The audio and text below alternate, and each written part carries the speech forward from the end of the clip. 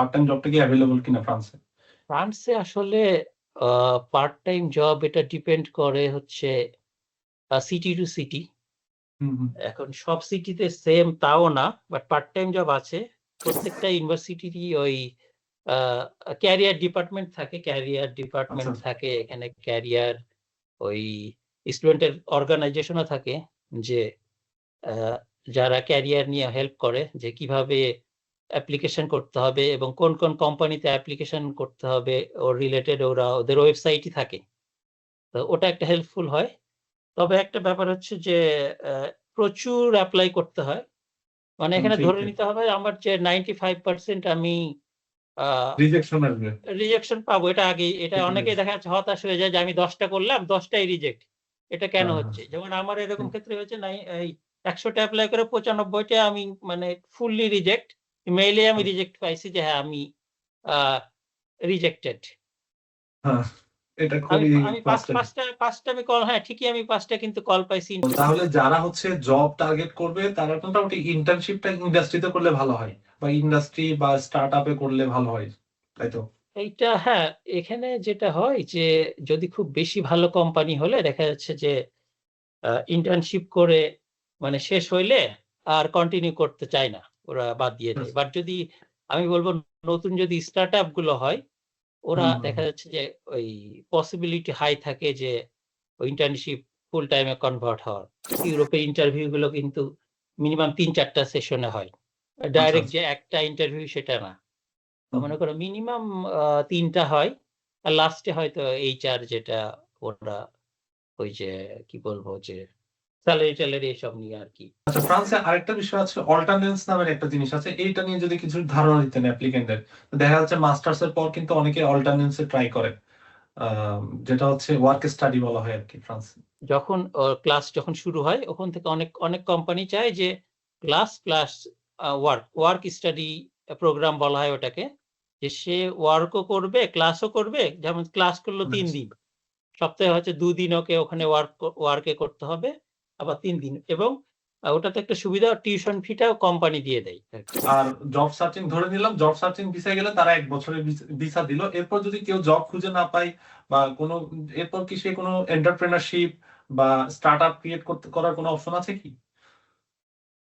এখানে অপশন আছে, কেউ কেউ দেখা যাচ্ছে স্টার্টআপ ক্রিয়েট করলে ওর ভিসাটা তখন ওই স্টার্টআপে চেঞ্জ হয়।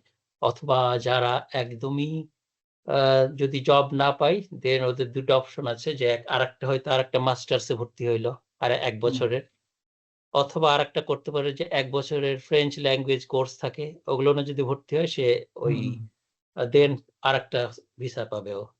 আমার হচ্ছে ট্যালেন্ট পাসপোর্ট কার্ড বলে ওটাকে, ওটা থাকে হচ্ছে ডাইরেক্ট 4 বছরের দেয়। ওটার হচ্ছে রিকোয়ারমেন্ট থাকে, যেমন ট্যালেন্ট পাসপোর্টের রিকোয়ারমেন্ট ছিল আমাদের সময় 42,000 স্যালারি, 42,000 ইউরো পার ইয়ার আর কি। আচ্ছা, অর্থাৎ জব কন্ট্রাক্টটা 42,000 ইউরো পার ইয়ার হতে হবে। এমন একটা জব পেলে তখন তাকে ট্যালেন্ট পাসপোর্ট দেওয়া হবে, একসাথে 3 বছরের বা 4 বছরের কার্ড দেওয়া হবে। আসসালামু আলাইকুম এভরিওয়ান, আশা করি সবাই ভালো আছেন। আমি এহসান সানি, বর্তমানে পিএইচডি করছি ইউনিভার্সিটি রবিরা ইভারগেলি, স্পেনে। আর আমাদের সাথে আজকে গেস্ট হিসেবে আছেন অমিত সাহা। উনি বর্তমানে জব করছেন ফায়ারসেল কোম্পানিতে। এটি একটি 5G কোম্পানি এবং উনি আর&ডি ইঞ্জিনিয়ার হিসেবে আছেন উক্ত প্রতিষ্ঠানে। এর আগে উনি মাস্টার্স কমপ্লিট করেছিলেন ইউরোকম ফ্রান্স থেকে। আজকে আমরা অমিত সাহার সাথে আলোচনা করব, তার স্টাডি জার্নি নিয়ে কথা বলবো, এবং তার স্ট্রাগল লাইফ এবং জব লাইফ নিয়ে আলোচনা করবো, এবং তার বর্তমান অবস্থা এবং কি কি স্কিল থাকলে মূলত ফ্রেঞ্চ জব মার্কেটে মোটামুটি মানিয়ে নেওয়া যায় তা নিয়ে আমরা বিস্তারিত আলোচনা করব। সো ধন্যবাদ সবাইকে আমাদের ওয়েবিনারে উপস্থিত থাকার জন্য। আমরা চলে যাচ্ছি অমিত সাহার কাছে, উনি ওনার পরিচয়টা দিবেন। Thank you Hasan. আমি মেইনলি আমার ব্যাচেলার বাংলাদেশে রাজশাহী ইউনিভার্সিটি থেকে, ওখানে আমার ব্যাচেলার ছিল ইনফরমেশন অ্যান্ড কমিউনিকেশন ইঞ্জিনিয়ারিং। সেটা অনেক আগেই 2006-এ আমি পাশ করি। তারপরে আমার জব শুরু হয় টেলিকম লাইনেই, যেহেতু রিলেটেড ফিল্ড কমিউনিকেশন ইঞ্জিনিয়ারিং। আমি জব শুরু করি বাংলাদেশে প্রথমে আফতাব আইটি দিয়ে শুরু করি। আচ্ছা। সেখানে মোটামুটি 6 মাস ছিলাম। তারপরে আমি চলে যাই এনইসি কর্পোরেশন, ওটা একটা জাপানিজ টেলিকম কোম্পানি। ওখানে ছিলাম বছর খানেক। তারপরে হুয়াইতে জয়েন করি। হুয়াই মেইনলি একটা one of the largest telecom company in the world. তো হুয়াইতে আমি প্রায় বছর 10 ছিলাম। তো হুয়াইতে আমি মেইনলি 2 জায়গায় চাকরি করি। প্রথমে ঢাকায় ছিলাম 6 বছর। তারপরে আমি 2016-তে মিয়ানমারে যাই। হুয়াইয়েরই ব্রাঞ্চে, আর একটা ব্রাঞ্চে আমাকে পাঠানো হয় ওখানে। তো ওখানে কাজ করি প্রায় 4.5 বছর মতো। সেটা ছিল বেশ একটা বাইরের দেশ, বেশ একটা ভালো এক্সপেরিয়েন্স। এরপরে কোভিড টাইম আসে। তো কোভিড আচ্ছা। টাইমের মধ্যে এবং তারপরে মিয়ানমারে একটা পলিটিক্যাল প্রবলেম হয়। মেইনলি দ্য মিলিটারি গভর্নমেন্ট চলে আসে ওখানে, সামরিক জান্তা বলে। তো ওরা মেইনলি তারপর ফরেনারদেরকে প্রায় পাঠায় দেয় দেশে। আমি তারপর দেশে আসি। তো দেশে কোনো জব টব নাই ওই সময়, ফুল কোভিড টাইম। মনে আছে মনে হয় অনেকের সময় 2021-এ ছিল ওটা, 21-এর প্রথম দিককার। প্রায় ওই যে লকডাউন ছিল, ঘরের বাইরে বেরোনো নিষেধ। তো ওই সময়টা আসি, তখন আমার কোনো জবও ছিল না। তো মেইনলি এই সিচুয়েশনে তখন আমি ঠিক করি যে সময়টা কাজে লাগাই, আর যেহেতু বহুদিন জব করেছি একটা ট্রাই করি দেশের বাইরে একটা মাস্টার্স করা যায়। আমি মেইনলি ব্যাচেলারই করি দেশে, এরপরে আর কোনো মাস্টার্স করি নাই। তো মাঝখানে আমার একটা এমবিএ ছিল, ইভিনিং এমবিএ ছিল বিইউপি থেকে। বিইউপি মানে মেইনলি এমআইএসটি যেটা আগের, সেটা। তার মানে হচ্ছে কি আপনার ব্যাচেলরের পর প্রায় তখন কত বছর চলছিল স্টাডি গ্যাপ? এটা স্টাডি গ্যাপ না, এটা আমরা বলতে পারি আফটার ব্যাচেলর। আমি ব্যাচেলারের পর হচ্ছে 2006-এ ব্যাচেলার শেষ করি, 2007-এ আমি শুরু করি জব। একটা না ধরে নাও তুমি যে 2020 পর্যন্ত। তাহলে প্রায় 14 বছর মতো ওইরকম আমি জবে ছিলাম। 14 বছর জব এক্সপিরিয়েন্স ছিল। তো তাহলে আমাদের অনেকে অ্যাপ্লিক্যান্টরা কোশ্চেন করে যে আমি দীর্ঘ 14 বছর 15 বছর ধরে জব করছি, আমি কি বাইরে মাস্টার্স করতে পারবো কিনা। সো তাদের জন্য কিন্তু আপনি একটা বেস্ট এক্সাম্পল, যে যদি রিলেটেড জব এক্সপিরিয়েন্স থাকে তাহলে অবশ্যই ওই ফিল্ডে পড়াশোনা করা সম্ভব, বয়স কোনো ম্যাটার না। এটা মেইনলি কয়েকটা ফ্যাক্টর থাকে। মেইনলি বাইরে যেটা দেখে, ইউনিভার্সিটি গুলো দেখে যে টাইমটা, যে টাইমটা ও ইউনিভার্সিটি ব্যাচেলার পাশের পর টাইমটা কিভাবে পাস করেছে, সে কোনো জব করেছে না কোনো মানে কাজ কাম ছাড়া বসেছিল, এটা দেখে ওরা। যদি স্টুডেন্ট যদি প্রুভ করতে পারে না সে প্রপার ইউটিলাইজ করছে টাইমটা, সেটা কোনো কোর্স সার্টিফিকেট হইতে পারে, আদার্স মাস্টার্স হতে পারে, রিলেটেড জব হইতে পারে, ভলেন্টারি ওয়ার্ক হতে পারে, ওটা প্রুভ করতে পারলে এটা কোনো প্রবলেম না স্টাডি গ্যাপ। যেটা আমার ক্ষেত্রে আমি দেখাচ্ছি যে আমি তো প্রথমে ধারণা করছিলাম যে যাওয়া সম্ভব কিনা, যেহেতু অনেক বছরের এত বছর পর নেবে কিনা। বাট ওরা আরেকটা ফ্যাক্টর হচ্ছে যে আমার জবটা রিলেটেড হইতে হবে ওই মাস্টার্স এর, ওইটা একটা প্লাস পয়েন্ট। প্রফেশনাল ডেভেলপমেন্ট, অর্থাৎ আপনি প্রফেশনালি একজন গ্র্যাজুয়েট, এখন আপনি প্রফেশনাল ডেভেলপমেন্টের জন্য আরেকটু পড়াশোনা করতে যাচ্ছেন আপনার ওই ফিল্ডে, এরকম হতে হবে। রাইট। এবং আরেকটা ফ্যাক্টর হচ্ছে যে ওই অ্যাপ্লিকেশনের সাথে ওরা দুটো জিনিস চায়, একটা এসওপি এবং এসওপি থাকে। এসওপিতে তো দিতে হয়। এসওপি মেইনলি হচ্ছে তার পাস্ট হিস্ট্রি, তার ইউনিভার্সিটি লাইফ, জব লাইফ, এবং সে ফিউচারে কি করতে চায় সেইটা, এইটা একটা ফ্যাক্টর। আর আরেকটা হচ্ছে রেকমেন্ডেশন লেটার, যেটা লাগে হচ্ছে ইউনিভার্সিটি থেকে একটা লাগে, যেটা পড়াশোনার সময় নেওয়া যায়। আর আরেকটা হচ্ছে যে কোম্পানিতে জব করছে ওখান থেকে নেওয়া যায়। আমার যেটা দেওয়া ছিল যে আমি যেহেতু টেলিকম সেক্টরে কাজ করেছি, এই সেক্টরে আমি হায়ার ডিগ্রি নিতে চাই, এই রিসার্চ সেক্টরে আমি যেতে চাই, সেটা আমার হুয়া কোম্পানি ডিরেক্টর আমাকে লিখে দিছিল ওইটা। ওই জিনিসগুলো আবার জমা দেওয়া লাগে মাস্টার্স এর অ্যাডমিশনের সময়, এটাকে ওরা পজিটিভলি নেয়। আচ্ছা আচ্ছা। সো আমরা আবার আগের জায়গায় ফিরে যাই, 2019 বা 20-এর দিকে যখন অ্যাপ্লাই করছিলেন ওখান থেকে। আচ্ছা, হ্যাঁ। ওটার দিকে যায়। তখন ওই যে 19 তো না 21, 2021 যে আচ্ছা, কোভিড 21-এর দিকে, 21-এর দিকে। তো আমি তখন ডিসিশন নিলাম যে এই সময়টা কাজে লাগানো যায় কিনা। তো ফার্স্ট যে কাজটা করি আইএলটিএস দিই।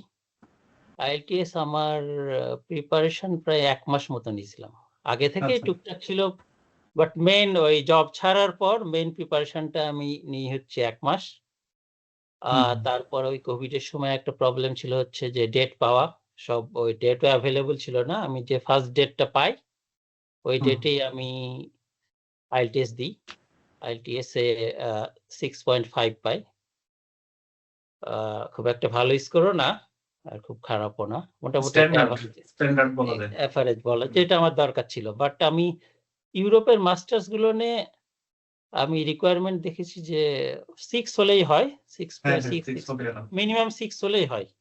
এবং কোন জায়গায় আমি দেখেছি 5.5 হলেও নেই, কোন ওই যে ইস্টার্ন ইউরোপের কান্ট্রি গুলো নেই, যেমন ওই যে হাঙ্গেরি, রোমানিয়া, স্লোভাকিয়া, এইসবে 5.5 এও নেই ওরা। বাট 6.5 হলে ভালো হয় আর কি এটাই। তো এরপরে আইএলটিএসটা দিলাম। আইএলটিএস দেওয়ার পরে মেইন টার্গেট হচ্ছে ইউনিভার্সিটি সার্চ। তো আমি যেটা করলাম একটা হচ্ছে যে এক্সেল বানাইলাম। এক্সেলে আমার ওই টার্গেট করলাম কোন কোন দেশে অ্যাপ্লাই করা যায়। আমার মেইনলি ইউরোপই মেইন টার্গেট ছিল। তো ইউরোপে আমি অ্যাপ্লাই করছিলাম হচ্ছে ফ্রান্স, জার্মানি, ইটালি, স্পেন, তারপরে ছিল সুইডেন ছিল। আর এইদিকে আমি আরেকটা অ্যাপ্লাই করছিলাম ইউএসএ তে ছিল। ইউএসএ তে হচ্ছে জর্জ ওয়াশিংটনে ছিল। ইউএসএ তে 3-4টা ইউনিভার্সিটি অ্যাপ্লাই করছিলাম। তো আমার হয়েছিল হচ্ছে জর্জ ওয়াশিংটনে। আর ফ্রান্সে আমি একটাই করছিলাম, ওই ইউরিকমে। এখানে আমার মেইনলি আগের একটা প্রফেসর ছিল আমার ইউনিভার্সিটির, উনি কোলাবোরেশন রিসার্চ করেছিলেন কিছুদিন। উনি বলছিলেন এই ইউনিভার্সিটিটা বেশ ভালো, তুমি দেখতে পারো। তো এটা অ্যাপ্লাই করা। আর ইটালিতে আমি 3-4টা অ্যাপ্লাই করি, তার মধ্যে 2টোতে হয় ইটালি। আর স্পেনে করি তোমার ইউপিসি বার্সেলোনা, ওটাতে আমার হ্যাঁ, ওটা ওয়ান অফ দ্য বেস্ট, স্পেনের মধ্যে one of the best technical university, ওখানে হয়েছিল। ওখানে এই তো এই কয়েকটা জায়গায় আমার হয়েছিল। আর জার্মানিতে হয়েছিল একটা ইউনিভার্সিটিতে, বাট জার্মানি আমার সময় যেটা হয়েছিল যে ওই অ্যাপয়েন্টমেন্ট ডেট ওরা দিচ্ছিল না, 1 বছর লেট করছিল। তো ওই জন্য আমি, বাট ফ্রান্সে ছিল ডাইরেক্ট ওরা 1 মাসের মধ্যে অ্যাপয়েন্টমেন্ট দেয়। তো ওই জন্য আমি ফ্রান্সটাই চয়েস করি। আর একটা যা আমার সাবজেক্টের সাথে ম্যাচ করছিল, এটা একটা কারণ। আর সাউথ ফ্রান্স আমার আগে থেকেই ভালো লাগে, বিশেষ করে টুরিস্ট প্লেস, এবং বেশ ফাইন ওয়েদারটা, বেশ বলা যায় অনেক গরম ওয়েদার। ইউরোপের সাধারণত ওয়েদার তো অনেক ঠান্ডা থাকে, দেখছো তো। তোমার ওইখানে আমি গেছিলাম, গ্রেনোবলে তুমি ছিলা, তো বেশ ওগুলো অনেক বেশ। তো এখানের ওয়েদারটা, অর্থাৎ সাউথ সাইডের ওয়েদারটা মোটামুটি আমাদের দেশের মতো, আমাদের দেশের সামারের মতো। বাট যখন উইন্টার আসে তখন একটু ঠান্ডা থাকে, উইন্ডি থাকে, অনেক জায়গায় স্নো পড়ে। বাট সামারে মোটামুটি গরমই থাকে বলা যায়, সমুদ্র তীরবর্তী অঞ্চল আর কি। হ্যাঁ, মেইনলি বলতে পারো যে সাউদার্ন ইউরোপ পার্টটা এর মধ্যে পড়ে, যে ফ্রান্সের সাউথটা পড়ে, ওইদিকে বার্সেলোনা, তারপর হচ্ছে ওই যে ভ্যালেন্সিয়া এই দিকটা, তারপরে ইটালির সাউথটা, এরপরে ওই যে গ্রিস, এই পার্ট গুলো অনেকটা গরম, বাট সেই রকম গরম না। ওই ঠান্ডার সময় কিন্তু টেম্পারেচার কিন্তু 5-6 কিন্তু নামে সব জায়গাতেই, বাট এখানে বরফটা পড়ে না, আইস ফলটা হয় না, স্নোফল হয় না, এইটাই আর কি। অর্থাৎ এই রিজনটাকে আমরা বলতে পারি মেডিটেরেনিয়ান কালচার, মেডিটেরেনিয়ান ভাইব, অর্থাৎ মেডিটেরেনিয়ান সি এর তীরবর্তী অঞ্চলগুলো আর কি। এই প্রত্যেকটাই কিন্তু মেডিটেরিয়ানের সাথে লাগানো আর কি। সো ফ্রান্স চুজ করার পিছনে অন্যতম কারণ ছিল দ্রুত অ্যাপয়েন্টমেন্ট পাওয়া এবং কালচার প্লাস ওয়েদার সবকিছু মিলে এই কারণে ফ্রান্স চুজ করছে, এবং নিজের ব্যাকগ্রাউন্ডের সাথে ম্যাচ করছিল, তাই তো?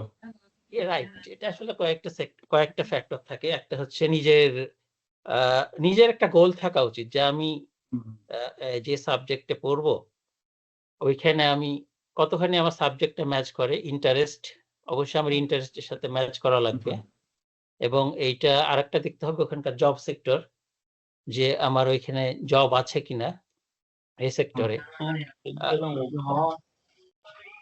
এই এরকম কতগুলো ফ্যাক্টর থাকে আর কি। যারা অ্যাটেন্ড করছেন প্লিজ মাইক্রোফোন মিউট করে রাখুন, আমাদের ওয়েবিনারে প্রবলেম হচ্ছে। জি ভাই, আবার বলেন যা বলছিলেন। আচ্ছা, হ্যাঁ, যেটা বলছিলাম যে ওই সেক্টর চয়েসটা ডিপেন্ড করে যে ওই আমার প্রিভিয়াস ব্যাকগ্রাউন্ড এবং সাবজেক্ট ম্যাচ করে, এটা সবচেয়ে দেখা উচিত। আর সাথে দেখা উচিত যে আমি যে দেশে যাচ্ছি আমার রিকোয়ার্ড সেক্টরে জব কেমন ওইখানে। আচ্ছা আচ্ছা আচ্ছা। এই দুটো ম্যাচ করলে সেখানে যাওয়া উচিত আর কি। তো এবার চলে আসি, যখন অফার লেটার পেলেন, অর্থাৎ অফার লেটার তো বেশ কয়েক জায়গা থেকে পেলেন, বলেছিলেন যে বার্সেলোনাতেও অ্যাপ্লাই করেছেন, ইতালিতে অ্যাপ্লাই করেছেন, ইউএসএ তে অ্যাপ্লাই করেছেন, তো ফ্রান্স কেন চুজ করলেন, কেন ফ্রান্সের অফার লেটার নিয়ে গেলেন? আচ্ছা, এখন ব্যাপার হচ্ছে বলি, ওই সময় হচ্ছে ইউএসএটাই বলি, ইউএসএ আমার যাওয়ার ইচ্ছা ছিল, বা ইউএসএ ছিল যেটা যে ফুল কোভিড এর টাইম ওরা ফান্ডিং অফ করে দিছিল, ওই সময় ফান্ডটা পুরোপুরি অফ। আমার যেটা লাগছিল, ইউএসএ তে বলছিল যে তোমাকে ফুল 2 বছরের ফি দিতে হবে এবং অ্যারাউন্ড টোটাল $60,000 মতো পড়বে। এটা আসলে বাংলাদেশের আসলে মানুষের জন্য টাফ এত।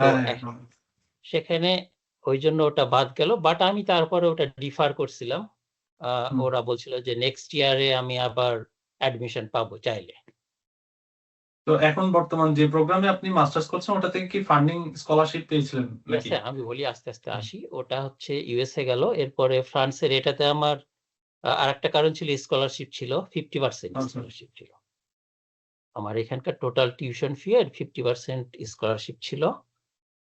আর বাকিগুলো যেমন ইটালিতে কিন্তু আসলে তোমার টিউশন ফি থাকে অনেক কম থাকে। ইটালির এটা অনেকেই জানে না যে ইটালির যে ওই গভর্নমেন্ট ইউনিভার্সিটি গুলো থাকে, যেমন হচ্ছে টরিনো, তারপর হচ্ছে ওই মিলানো পলিটেকনিক, মিলানো, বলোনিয়া, তারপর এরকম ভালো ভালো বেশ কিছু ইউনিভার্সিটি আছে, ওগুলো একদম অলমোস্ট বলা যায় ফ্রি, 200-300 ইউরো টিউশন ফি দিয়ে কিন্তু ওগুলো যাওয়া যায়। আর হচ্ছে আমি এটা চুজ করি কারণ আমার সাবজেক্টের সাথে ম্যাচ করে এবং আমি জানি যে এখানে এই টেকনিক্যাল হাব আছে, এখানে জব পাওয়াটা ইজি, এই জন্য আমি এখানে আসি মেনলি। তো তাহলে এরপর হচ্ছে আপনি অফার লেটার অ্যাকসেপ্ট করলেন এবং ফ্রান্সে অ্যাপ্লিকেশন এবং ভিসা প্রসেসিং সবকিছু নিজে নিজেই করেছেন? আমাদের পুরোটাই আমরা নিজেরাই করেছি। মেইনলি আমি একটা যেটা করছিলাম, আমরা যারা ফ্রান্সে আসবো আমরা একটা গ্রুপ করছিলাম বাংলাদেশে থাকতে, এবং যে যেখানেই চান্স পেত, যাদের ওই বলবো এম্বাসির কোনো ইন্টারভিউ গুলো ওরা মানে বলে দিত আমাদেরকে যে কি ধরনের ইন্টারভিউ হচ্ছে, আমরা আপডেট নিতাম যে কার কিভাবে হচ্ছে, কে ভিসা পাইলো না পাইলো, ওগুলো একটা আমরা ভালো একটা গ্রুপ করছিলাম। এবং আমাদের ওই সময় প্রায় বলা যায় 70-80% স্টুডেন্টই ফ্রান্সে আসতে পারছিল। আমি নিজে ওই গ্রুপের অংশ ছিলাম, আমিও গ্রুপটাতে জয়েন করার পর সবকিছু নিজে নিজে ইনফরমেশন নিয়ে করতে পেরেছিলাম। তো এটা একটা ভালো উদ্যোগ, কারণ ইনফরমেশন অভাব ছিল আমাদের সময়টাতে, আমরা যে সময়টাতে অ্যাপ্লাই করছিলাম। এখনকার মতো এত ক্যাম্পাস ফ্রান্সের এত অ্যাক্টিভিটি ছিল না, বিশেষ করে আমরা জানি এখন ক্যাম্পাস ফ্রান্স কিন্তু অনেক অ্যাক্টিভ, প্রচুর সেমিনার করছে, ইউনিভার্সিটিতে যাচ্ছে, অনেক ইনফরমেশন। আমাদের সময় কিন্তু এতটা অ্যাক্টিভ ছিল না। তো এটা একটা ভালো ইয়া ছিল আর কি। Right right. ক্যাম্পাস ফ্রান্স আসলে অনেক হেল্পফুল। আমাদের সময় ক্যাম্পাস ফ্রান্স ইন্টারভিউ নিত না, বাট এখন তো ওটা মানে কম্পালসারি করে দিছে যে ক্যাম্পাস ফ্রান্স ইন্টারভিউ দিয়ে একটা স্টেপ, এরপরে এমবাসি ইন্টারভিউ হয়। আচ্ছা, আমরা এবার সরাসরি চলে যাই। আপনি ক্যাম্পাস ফ্রান্সের সব প্রসিডিউর কমপ্লিট করলেন, এরপর আপনার ভিসা হলো, ফ্রান্সে আসলেন, এরপর আপনার স্ট্রাগলটা কেমন ছিল? যে আসার পর ইনিশিয়াল ইনস্টলেশন এবং স্ট্রাগল, এনভায়রনমেন্টের সাথে মানায় নেওয়া, দীর্ঘদিন পরে পড়াশোনাতে ফিরে আসা, কেমন ছিল ওই সময়টা? হ্যাঁ, এটা একটা আসলে টাফ, যে বহুদিন জব করে আবার এই স্টুডেন্ট লাইফে ফেরা। তো এটা হচ্ছে প্রথমে হচ্ছে যে আসার আগে যেটা করা লাগে ইউরোপে, যে আমার অ্যাকোমোডেশন আগে ঠিক করা লাগে আগে থেকে। আর ফ্রান্সের ক্ষেত্রে যেটা ছিল যে আমার ওই এমবাসি ইন্টারভিউ এর আগেই আমাকে অ্যাকোমোডেশনের আগেই সবকিছু রেডি করে দেখাতে হবে। আর এমবাসিতে আমাকে দেখাতে হবে যে আমি ওইখানে অ্যাকোমোডেশন বুক করেছি কনফার্ম। হুম, যেটা আমার ইউনিভার্সিটি হেল্প করছিল, যে ওরা একটা ব্যবস্থা করে দিছিল যে অ্যাকোমোডেশন যে এখানে থাকবো ওইখানে পে করে দেওয়া লাগছিল আমার প্রথমেই। আচ্ছা, আচ্ছা। বুক তো করার বুক করে নিয়েছেন। 1 মাসেরটা অ্যাডভান্স দেওয়া লাগে ওখানে। আচ্ছা, আচ্ছা। ওটা আমাকে আগে দিয়ে বুক করে ওটা দেখানো লাগছিল। তো টিউশন ফি আর কি দিয়ে আসতে হয়েছিল ফ্রান্সে আসার আগে, নাকি আসার পর আপনি টিউশন ফি দিয়েছিলেন? না, ফ্রান্সে আমাদের যেটা ছিল যে কত 1-1.5 হাজার, আমার টোটাল প্রোগ্রামটা ছিল 12,000 ইউরোর প্রোগ্রাম। আচ্ছা, আচ্ছা। তো এর মধ্যে আমার 50% স্কলারশিপ ছিল, বাকিটা ছিল 6,000 ইউরো। তো এর মধ্যে হচ্ছে 1-1.5 হাজার ইউরো দিয়ে আসতে হয়েছিল, আর বাকি দুটো হুম, ছিল যে পরে ইনস্টলমেন্ট 6 হিসেবে। মাসের 6 মাসের মধ্যে হুম, প্রথম কত 2,000 দিতে হবে, আর বাকিটা দিতে হবে পরের বছর আর কি। আচ্ছা, আচ্ছা। মানে একবারে কোনো ওরা টাকাটা নেয় না। বুঝতে পেরেছি। অর্থাৎ টোটাল ২ বছরের মাস্টার্স ১২,০০০ ইউরো। 12,000 ইউরো ছিল আমাদের। বুঝতে পেরেছি। সো ওভাবে আপনাকে অফার লেটার দেওয়া হয়েছিল ২ বছরের জন্য, এবং ফাইন্যান্সিয়াল যে সকল ব্যাংক ব্যালেন্স দেখাতে হয়েছিল তা কি ২ বছরের জন্য দেখাতে হয়েছিল না ১ বছরের জন্য? এটা অনেকের কোয়েশ্চেন থাকে। এইটা মেইনলি দেখানো লাগে ১ বছরের। এটা ২ বছরের দেখানো লাগে না। আচ্ছা, আ আচ্ছা। এক এক মেইনলি যেটা টাকা দেখানো লাগে এইভাবে যে আমার টিউশন ফিটা দেখাতে হবে ফুল। মানে ১ম ১ বছরের টিউশন ফি, এবং সেকেন্ড এ যেটা দেখাতে হয় যে আমার ওই পুরো খরচটা, থাকা খাওয়ার যে খরচ, হুম, ফ্রান্সে হুম। মেইনলি ওটা ধরে 7 700 ইউরো পার পার মান্থ। তার মানে কত? ৭-১২-৮৪ 8,000 ইউরো প্লাস সারা বছরে দেখাতে হয়। হুম, হুম, আর টিউশন ফি এইটা প্লাস এর সাথে যদি ৫ থেকে ৬ হাজার ইউরো এক্সট্রা দেখানো যায়, ওটা বেটার আরকি। হুম, হুম। মানে তো ওই তাইলে আর ওই সমস্যাটা হয় না। তো আপনার তাহলে ফাইন্যান্সিয়াল যে সকল ব্যাংক ব্যালেন্স সব আপনি নিজেই দেখিয়েছেন। আপনার সেলফ রেসপন্সর ছিলেন নাকি ফ্যামিলি কাউকে দেখিয়েছিলেন? না, ওটা আমার নিজের অ্যাকাউন্টেই ছিল, এবং আমার যেহেতু আচ্ছা, স্কলারশিপ ছিল এই জিনিসটা আসলে আমার অনেকটাই হুম, হুম। কম দেখানো লাগছিল আরকি। আচ্ছা। তো এবার আমরা চলে আসি আপনার স্টাডিতে। অর্থাৎ আপনি যখন সরাসরি ফ্রান্সে চলে এলেন, ওই সময়টায় স্টাডি এনভায়রনমেন্ট, পড়াশোনা কেমন ছিল? কোর্স কারিকুলাম গুলো কেমন ছিল? ল্যাব, কোর্স ওয়ার্ক কি প্রেশার ছিল?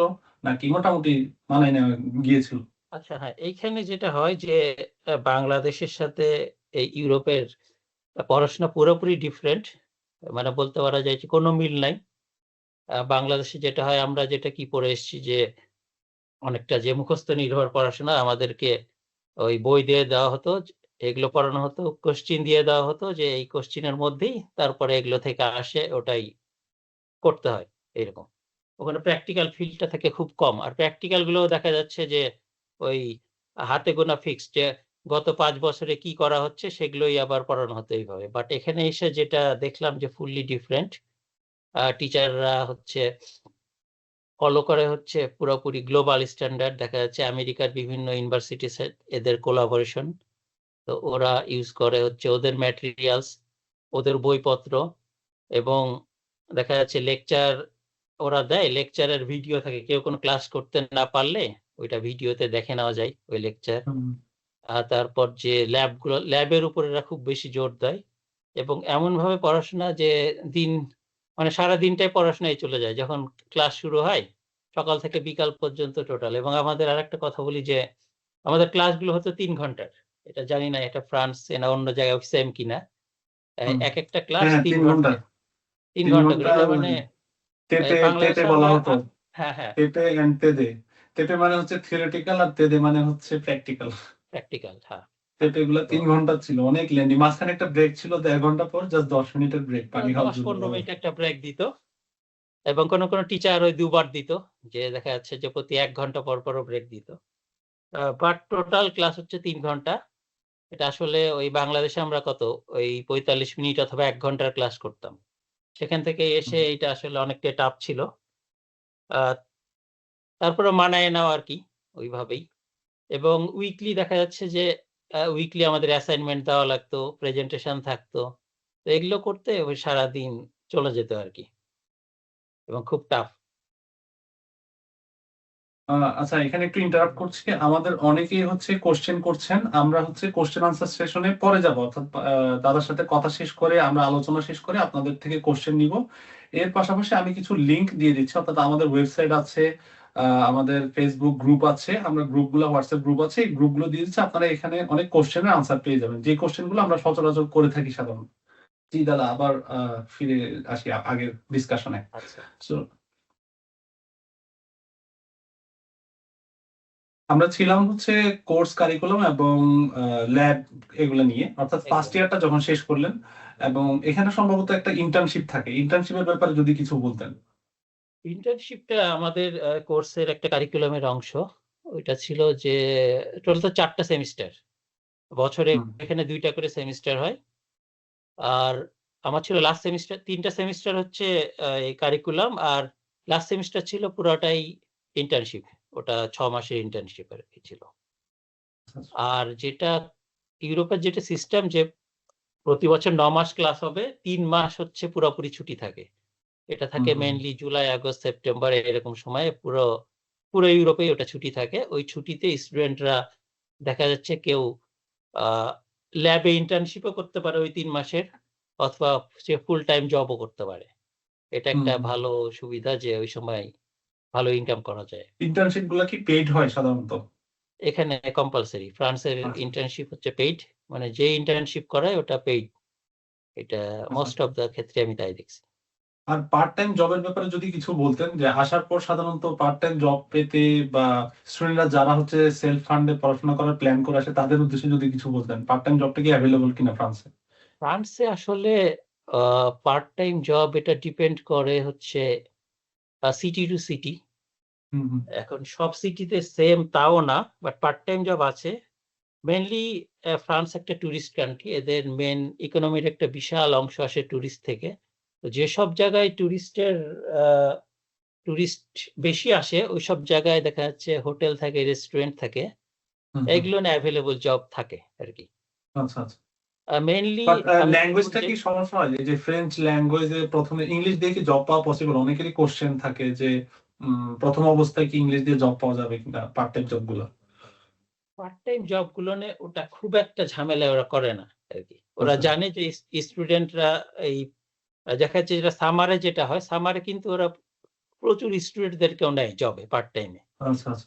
তো ওই সময়ে ওরা জানে যে স্টুডেন্টরা তো ওইরকম ফ্রেঞ্চ পারবে না, মোটামুটি একটা যে টুকটাক কথা বলতে পারলে ওরা ওটা নেয়। আর যেটা আরেকটা ফ্রান্সের সিস্টেম হচ্ছে যে এরা ইউনিভার্সিটিতে কিন্তু ফ্রেঞ্চ কোর্স কম্পালসারি। হুম, হুম, মানে ফ্রান্সে আসলে ওটা ওই একটা ওই ক্রেডিটের অংশ, একটা সেমিস্টারের একটা পার্ট থাকে, ওটা পাস করা লাগে ফ্রেঞ্চ ল্যাঙ্গুয়েজে। তো আল্টিমেটলি ওরা শিখে যায় আর হুম, কি, যে বেসিকটা দরকার। এবং আমি হুম, যখন হুম। আসি, আমি ফ্রান্সের তো একটা ওয়ার্ডও জানতাম না, কিছুই জানতাম না। তো আচ্ছা, ওখানে আচ্ছা। একটা ইউনিভার্সিটিতে কোর্স ছিল, ওখানে শিখেছি আমি। তবে স্টুডেন্টদের মাথায় রাখা উচিত, যেহেতু নতুন একটা দেশে আসছে, ওই দেশের ল্যাঙ্গুয়েজটা খুব সিরিয়াসলি নিতে হবে। কারণ এখানকার ইউরোপিয়ান দেশগুলো তাদের ল্যাঙ্গুয়েজে কথা বলতে প্রেফার করে অন্যান্য ল্যাঙ্গুয়েজের তুলনায়। এটা একটা ইম্পর্টেন্ট বিষয় আর কি। তো আপনার আফটার স্টাডি জব বা আফটার স্টাডি ক্যারিয়ারে কিন্তু ল্যাঙ্গুয়েজটা খুবই গুরুত্বপূর্ণ ভূমিকা রাখে আর কি। না, হ্যাঁ, আমি একটু অ্যাড করি যে আসলে ইউরোপে তো টোটাল 27 কান্ট্রি। তো হুম, হুম। প্রত্যেক দেশের নিজস্ব ল্যাঙ্গুয়েজ। এখানে আসলে আমি বলবো যে কেউ কাউরে পাত্তা দেয় না আরকি। এখানে আমরা হ্যাঁ, যেটা আগে দেশে কি মনে করি যে ইংলিশ ল্যাঙ্গুয়েজ মনে হয় সবকিছু। এখানে হ্যাঁ, এসে হ্যাঁ, দেখি জার্মান, ফ্রেঞ্চ, সুইডেন, কেউ কারো ল্যাঙ্গুয়েজকে পাত্তা দেয় না। হ্যাঁ, ঠিক, ঠিক। সবাই মানে নিজের দেশে নিজের ল্যাঙ্গুয়েজ ইউজ করে। হুম, হুম, টুরিস্ট ব্যাপারটা আলাদা। বাট বাকি যে অফিসিয়াল কাজ, এবং ওরা চায় যে সব নিজের ল্যাঙ্গুয়েজ মাস্ট শিখাই লাগবে। সেটা যে দেশে যাক। এবং কেউ কারো ল্যাঙ্গুয়েজকে ছোট করে দেখে না। যেমন ইউরোপে তো আমার মনে হয় ইংলিশ তো শুধু ওই ইংল্যান্ড এই দুটোতেই শুধু ইংলিশ চলে। বাকি সব দেশে নিজের ল্যাঙ্গুয়েজ। হুম, হুম। যদিও নর্দার্ন ইউরোপের যে কান্ট্রি সুইডেন, ফিনল্যান্ড, নরওয়ে, এগুলোনে ইংলিশের প্রচলন কিছুটা বেশি। বাট তারপরে ওরা নিজেরা নিজেদের কাজকাম সব নিজের হুম। ল্যাঙ্গুয়েজে করে।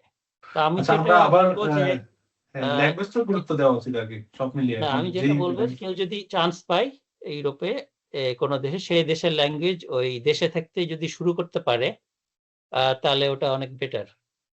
সে মানে অনেক ফ্যাসিলিটি পাবে আসার পর। ঠিক। আর এই বিষয়ে যদি কিছু বলতেন যে ইন্টার্নশিপ শেষ করা এবং কোথায় ইন্টার্নশিপ করেছিলেন এবং কোথায় জব পেলেন, এই বিষয়টাতে আমরা আসি এবার। আচ্ছা, ওটা বলি। তো ওই ইন্টার্নশিপটা সাধারণত যে সাবজেক্টে আমি মাস্টার্স করছি এটা অনেকটা হেল্প করে। ওই প্রত্যেকটা ইউনিভার্সিটিরই ওই ক্যারিয়ার ডিপার্টমেন্ট আচ্ছা। থাকে এখানে। ক্যারিয়ার ওই স্টুডেন্টের অর্গানাইজেশনও থাকে যে যারা ক্যারিয়ার নিয়ে হেল্প করে যে কিভাবে অ্যাপ্লিকেশন করতে হবে এবং কোন কোন কোম্পানিতে অ্যাপ্লিকেশন করতে হবে ওর রিলেটেড ওদের ওয়েবসাইটই থাকে। তো ওটা একটা হেল্পফুল হয়। তবে একটা ব্যাপার হচ্ছে যে প্রচুর অ্যাপ্লাই করতে হয়। মানে এখানে ঠিক, ধরে ঠিক। নিতে হবে আমার যে 95% আমি রিজেকশন আসবে। রিজেকশন পাবো এটা আগেই। এটা ঠিক অনেকেই আছে। দেখা যাচ্ছে হতাশ হয়ে যায় যে আমি 10 টা করলাম 10 টাই রিজেক্ট।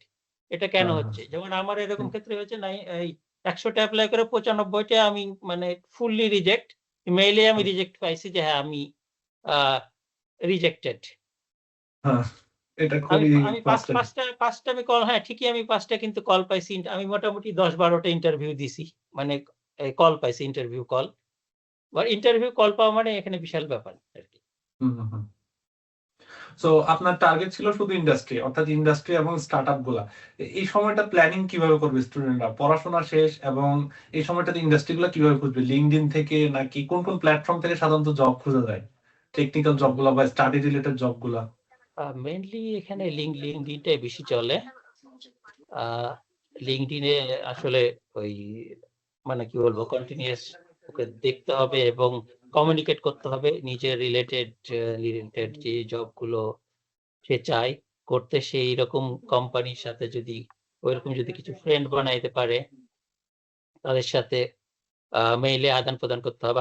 হাই হ্যালো করতে হবে এবং হুম, হুম, হুম। মানে নিজে থেকেই বলতে হবে যে আমি এরকম আ একটা জব চাই, আমাকে হেল্প করা যাবে কিনা? এবং সেইরকম যদি ফ্রেন্ড হয়, সে নিজের কোম্পানি না হলেও ঐরকম সে রেফার করতে পারে যে এইখানে দেখো। আর এই ক্ষেত্রে আমি বলব ক্যারিয়ার ক্লাব খুব হেল্প করে। এই ঠিক, ইউরোপের ঠিক। বিভিন্ন প্রত্যেক ইউনিভার্সিটিতেই আছে ক্যারিয়ার ক্লাব। আ আর আরেকটা বিষয় হচ্ছে ইনডিড মনে হয় খুব জনপ্রিয় ফ্রান্সে। ইনডিড দুটোই জবগুলো। সমান। Indeed এবং LinkedIn দুটোই একই তালে জনপ্রিয়। আচ্ছা। সো তাহলে যারা হচ্ছে জব টার্গেট করবে তারা মোটামুটি ইন্টার্নশিপটা ইন্ডাস্ট্রিতে করলে ভালো হয় বা ইন্ডাস্ট্রি বা স্টার্টআপ এ করলে ভালো হয়। তাই তো? এইটা হ্যাঁ, এখানে যেটা হয় যে যদি খুব বেশি ভালো কোম্পানি হলে দেখা যাচ্ছে যে ইন্টার্নশিপ করে মানে শেষ হইলে আর কন্টিনিউ করতে চায় না। ওরা বাদ দিয়ে হুম, দেয়। বাট যদি আমি বলব নতুন যদি স্টার্টআপ গুলো হয়, ওরা হুম, হুম। দেখা যাচ্ছে যে ওই পসিবিলিটি হাই থাকে যে ওই ইন্টার্নশিপ ফুল টাইমে কনভার্ট হওয়ার আরকি। ঠিক, ঠিক। তো আপনার ক্ষেত্রে এটাই হয়েছিল। অর্থাৎ আপনি স্টার্টআপ এ জয়েন করেছেন এবং এটা একটা ফুল টাইম জব কন্ট্রাক্ট পেয়েছেন পরবর্তীতে। রাইট। তাই তো? এবং আমার তো রিসার্চ কোম্পানি, আমার ওই প্রফেসর ছিলেন যে ওই আমরা একই টিমে ছিলাম আসলে। আমার প্রফেসর ওই কোম্পানির রিসার্চ এর একটা প্রজেক্টে ছিলেন যে উনার দায়িত্বে এই প্রজেক্টটা হতো। তো উনি হেল্প করছিলেন আরকি। বুঝতে পেরেছি। সো এখানে ইন্টার্নশিপটা খুবই ক্রিটিক্যাল। বিশেষ করে আমিও যদি এখানে একটু এড করি, যাদের হচ্ছে রিসার্চে যাওয়ার ইচ্ছা, অনেকে হচ্ছে মনে করে যে পিএইচডি করলাম হয়তোবা আর জব পাবো না। বিষয়টা আসলে এমন না এখানে। এখানে ইন্ডাস্ট্রি থেকে রিসার্চে যাওয়া যায়, আবার রিসার্চ থেকে আবার ইন্ডাস্ট্রিতে আসা যায়। এটা ভাইস ভার্সা। অর্থাৎ আপনার ক্যারিয়ার ইমপ্রুভমেন্ট এর উপর ডিপেন্ড করছে। আমি কিন্তু ইন্ডাস্ট্রিতে ইন্টার্নশিপ করেছিলাম। আমি স্নাইডার ইলেকট্রিক এ ইন্টার্নশিপ পেয়েছিলাম। বাট পরবর্তীতে আমি অনেক চেষ্টা করেছিলাম। তারা স্পন্সর করেনি বা তারা ফুল টাইম একটা জব কন্ট্রাক্টে দেয়নি। যে কারণে হচ্ছে গিয়ে আমাকে পিএইচডি পজিশন খুঁজতে হয়েছে বা অন্য কোথাও অপরচুনিটি খুঁজতে হয়েছে আরকি। সো বিষয়টা এমনই যে বড় কোম্পানি হলে যে ভাই যেটা বলছিলেন, বড় কোম্পানি হলে আসলে লং টার্ম কন্ট্রাক্ট দিতে চায় না। এন্ট্রি লেভেল পজিশন গুলোতে বিশেষ করে, তাই তো? হ্যাঁ, রাইট। হ্যাঁ, যেমন তোমার স্নাইডার বললা, স্নাইডার হচ্ছে ওই ফ্রান্সের সবচেয়ে বড় ইলেকট্রিক কোম্পানি। হুম, শুধু ফ্রান্স না, পুরো ইউরোপের মধ্যে one of the largest electric company হচ্ছে স্নাইডার। তো ওইখানে আসলে টাফ। আমি বলব বড় কোম্পানিগুলো যেটা করে ওরা সবসময় চায় যে ইন্টার্নশিপ করাবে। বাট তুমি যদি পিএইচডি চাও, পিএইচডি তে ওরা দেখা যাচ্ছে কনভার্ট করতে পারে। ওরা ওরা হুম, সবসময় হুম। পিএইচডি চায়। ওদের যেটা আর&ডি ডিপার্টমেন্ট, ওরা পিএইচডি প্রিফার করে আরকি।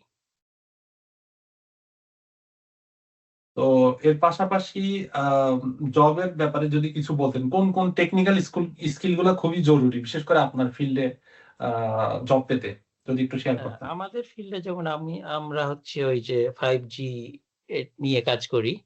তো আমাদের ফিল্ডে এখন যেটা বেশি আগাচ্ছে যে ওই যে এআই, মেশিন লার্নিং, এই পার্টটা খুব দ্রুত আগাচ্ছে। এই জন্য যে কোম্পানিগুলো এখন যেটা চায় যে ওই এক্সপেরিয়েন্সের পাশাপাশি দেখা যাচ্ছে যদি এক্সপেরিয়েন্স না থাকে তাহলে ওই সার্টিফিকেশন গুলো চাই। দেখা যাচ্ছে যে ওই ক্লাউড সার্টিফিকেট, তারপর সিকিউরিটি সার্টিফিকেট, তারপরে হচ্ছে যে ওই বিভিন্ন যে বড় বড় কোম্পানি সার্টিফিকেশন গুলো আছে, দেখা যাচ্ছে গুগলের সার্টিফিকেট, মাইক্রোসফটের সার্টিফিকেট, এই সার্টিফিকেশন গুলো ওরা চায় আর কি। এখানে আরেকটা বিষয় আমাকে শেয়ার করবেন, আপনার কি কোনো জব ইন্টারভিউ ফেস করা লেগেছিল যে এমন ফার্স্ট রাউন্ড, সেকেন্ড রাউন্ড বা থার্ড রাউন্ড কোডিং চ্যালেঞ্জ বা টেকনিক্যাল চ্যালেঞ্জ এই ধরনের কিছু কি ফেস করেছিলেন আপনার? হ্যাঁ, এখানে মেইনলি যে ইউরোপের ইন্টারভিউ গুলো কিন্তু মিনিমাম 3-4টা সেশনে হয়, ডাইরেক্ট যে একটা ইন্টারভিউ সেটা না। মনে করো মিনিমাম 3টা হয়, আর লাস্টে হয়তো এইচআর যেটা ওরা ওই যে কি বলবো যে স্যালারি ট্যালারি এসব নিয়ে আর কি কথাবার্তা হয়। বাট আগে মিনিমাম 2টা ইন্টারভিউ থাকে, হচ্ছে একটা হচ্ছে বেসিক থাকে, তারপরে 2-একটা টেকনিক্যাল ইন্টারভিউ নেয় ওরা, টেকনিক্যালি সব কোশ্চেন গুলো ওখানে থাকে।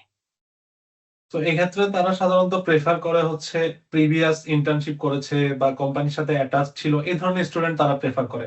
হঠাৎ করে এসে আসলে জব, নন ইউ স্টুডেন্টদের কথা বলছি আর কি, বিশেষ করে বাংলাদেশে আমরা যারা, হঠাৎ করে এসে জব পাওয়াটা একটু ডিফিকাল্ট, তাই তো? রাইট, ডাইরেক্ট জব পাওয়া আসলে কঠিন। এখানে তো একটা ডিগ্রি লাগেই, সাথে হচ্ছে ওই যে বললাম যে স্টার্টআপ গুলো দিয়ে শুরু করলে বেটার হয় আর কি। স্টার্টআপে দেখা যাচ্ছে 2-3 বছর জব করলে তার জন্য তখন বড় কোম্পানিতে সুইচ করা ইজি হয়। আচ্ছা, ফ্রান্সে আরেকটা বিষয় আছে, অল্টারনেন্স নামের একটা জিনিস আছে, এইটা নিয়ে যদি কিছু ধারণা দিতেন অ্যাপ্লিকেন্টদের। দেখা যাচ্ছে মাস্টার্স এর পর কিন্তু অনেকে অল্টারনেন্সে ট্রাই করে, যেটা হচ্ছে ওয়ার্ক স্টাডি বলা হয় আর কি ফ্রান্সে। ওটাকে কি বলে, এরকম বলে ওটা। ওটা মেইনলি অন্য কোনো দেশে আছে কিনা জানি না, তবে ফ্রান্সে যেটা করে যে ওই যখন ক্লাস যখন শুরু হয় ওখান থেকে অনেক অনেক কোম্পানি চায় যে class plus work study program বলা হয় ওটাকে, যে সে ওয়ার্কও করবে ক্লাসও করবে। যেমন ক্লাস করলো 3 দিন, সপ্তাহে হচ্ছে 2 দিন ওকে ওখানে ওয়ার্কে করতে হবে, আবার 3 দিন। এবং ওটাতে একটা সুবিধা, টিউশন ফিটাও কোম্পানি দিয়ে দেয় আর কি। ওই প্রোগ্রামের যে টিউশন ফি ওইটাও কোম্পানি দিয়ে দেয়। এবং হচ্ছে যে ওই যে আমি আমার কোম্পানিতেও দেখেছি এরকম, যে একজন করেছিল 1 বছরের প্রোগ্রাম। তো ও হচ্ছে ওই দেখা যাচ্ছে 2 দিন আসে সপ্তাহে, 3 দিন ওর যে ক্লাস দিনগুলো নেই সে আসে না। তো এটা একটা আসলে মানে আমি বলবো যে যারা একদম ফ্রেশ, কোনো এক্সপেরিয়েন্স নাই, তাদের জন্য একটা খুব বেটার অপশন। যে দেখা যাচ্ছে যে যদি তার 2 বছরের মাস্টার্স হয়, 2 বছরেই তার দেখা যাচ্ছে যে একটা খুব ভালো একটা এক্সপেরিয়েন্স হয়ে যায় ওই কোম্পানিতে কাজ করতে করতে। এবং এটাকে সে যখন সে পাস করে সে এক্সপেরিয়েন্স হিসেবেই দেখানো হয় যে আমি এই কোম্পানিতে আমি ছিলাম। আচ্ছা, সো এই ছিল হচ্ছে কি আসলে জব পাওয়ার জন্য ট্রিক্স আর কি। অনেকে দেখা যায় কি আফটার স্টাডি জব সার্চিং ভিসায় যায়, যেটাকে বলা হয় এপিএস। এটা নিয়ে যদি কিছু বলতেন, এটা কয় বছরের হয় এবং প্রসিডিউর কেমন বা রিকোয়ারমেন্ট কি কি?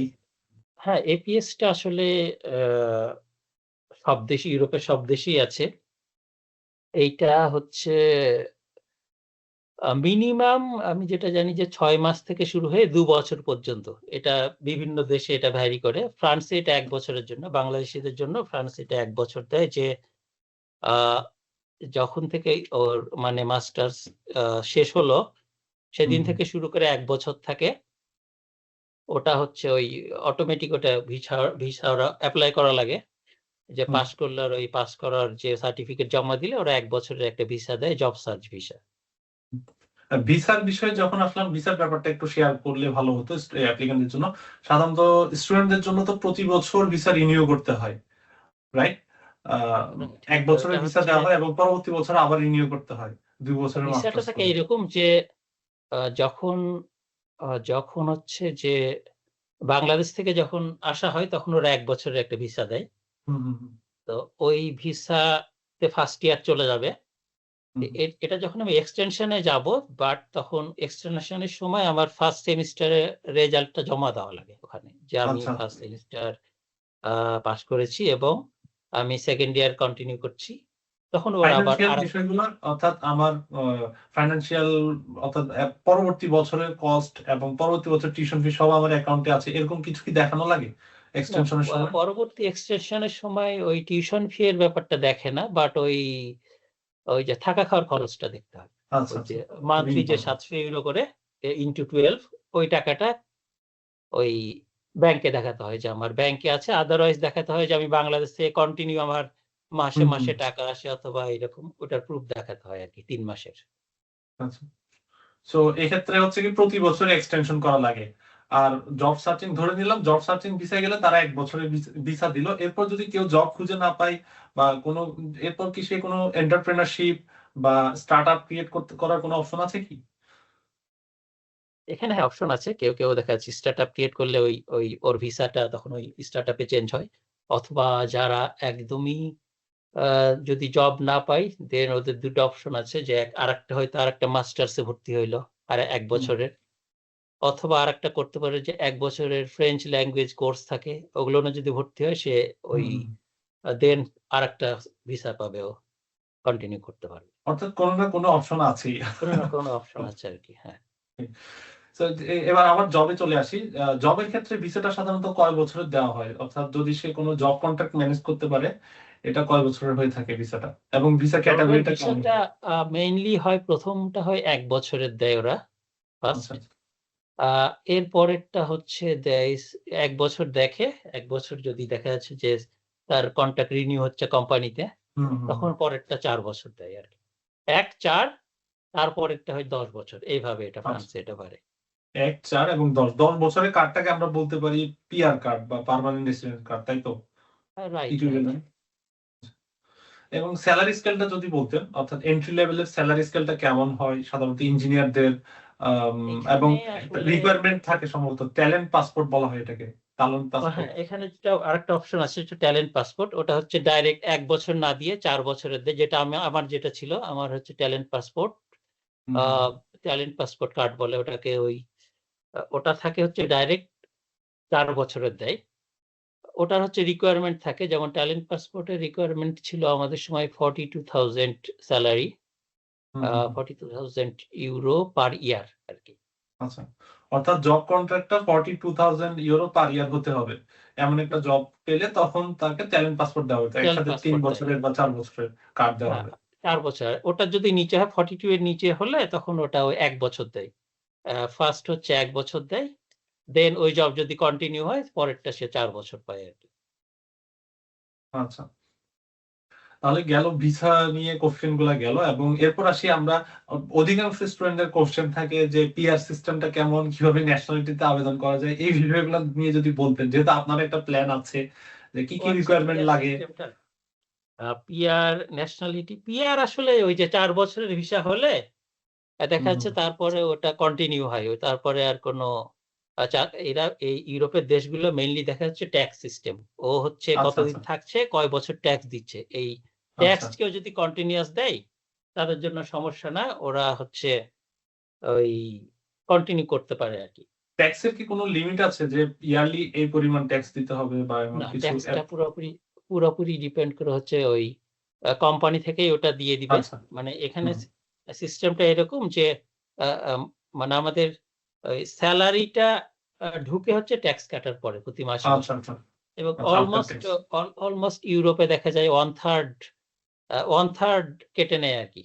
কারো যদি দেখা যাচ্ছে যে 30%। ১,০০০ ইউরো সেলারি হয়, তার দেখা যাচ্ছে ৩০০ ইউরো কেটে নিবে, এইরকম ব্যাপারটা। ৩০০ বুঝতে ইউরো আগে পেরেছি, কাটবে, সে ৭০০ ইউরো তার ওই অ্যাকাউন্টে ঢুকছে। বুঝতে পেরেছি। সো এই ছিল আসলে ওভারঅল প্রসিডিউর, এবং অনেকে কোশ্চেন করে থাকে যে মাস্টার্স এর একটা ফাস্ট ট্র্যাক আছে। যারা ২ বছরের মাস্টার্স করে থাকে তারা সরাসরি ন্যাচারালাইজেশন বা পাসপোর্টের জন্য এপ্লাই করতে পারে। এই বিষয়টা নিয়ে যদি একটু শেয়ার করতেন আমাদের সাথে। হ্যাঁ, ওটা হচ্ছে যে ওই ফ্রান্সে মাস্টার্স হচ্ছে ২ ধরনের। একটা হচ্ছে যে আ একটা 1 বছরের হয় মাস্টার্স, আর একটা হচ্ছে 2 বছরের। 1 বছরের মাস্টার্স হলে ওটা হচ্ছে ওয়েট করা লাগে 5 বছর। 5 বছরের পর হচ্ছে 5 বছর কমপ্লিট করার পর সে পাসপোর্টে এপ্লাই করতে পারে, ফ্রেঞ্চ পাসপোর্ট। এটা হচ্ছে ফ্রান্সের রুলস। আর যদি 2 বছরের মাস্টার্স অথবা পিএইচডি যদি করে, এই দুটো যে কোনো একটা হলে সে 5 বছরের আগেই সে অ্যাপ্লাই করতে পারবে। বাট আর একটা কন্ডিশন আছে, 3 ইয়ার্স এর একটা ট্যাক্সের তার সার্টিফিকেট দেখানো লাগে আর কি। ল্যাঙ্গুয়েজটাও লাগবে নাকি ল্যাঙ্গুয়েজ ল্যাঙ্গুয়েজ না, যারা হচ্ছে ওই মাস্টার্স পিএইচডি 2 বছরের মাস্টার্স করলে এখানে ল্যাঙ্গুয়েজ ওটা কম্পালসারি না আর কি।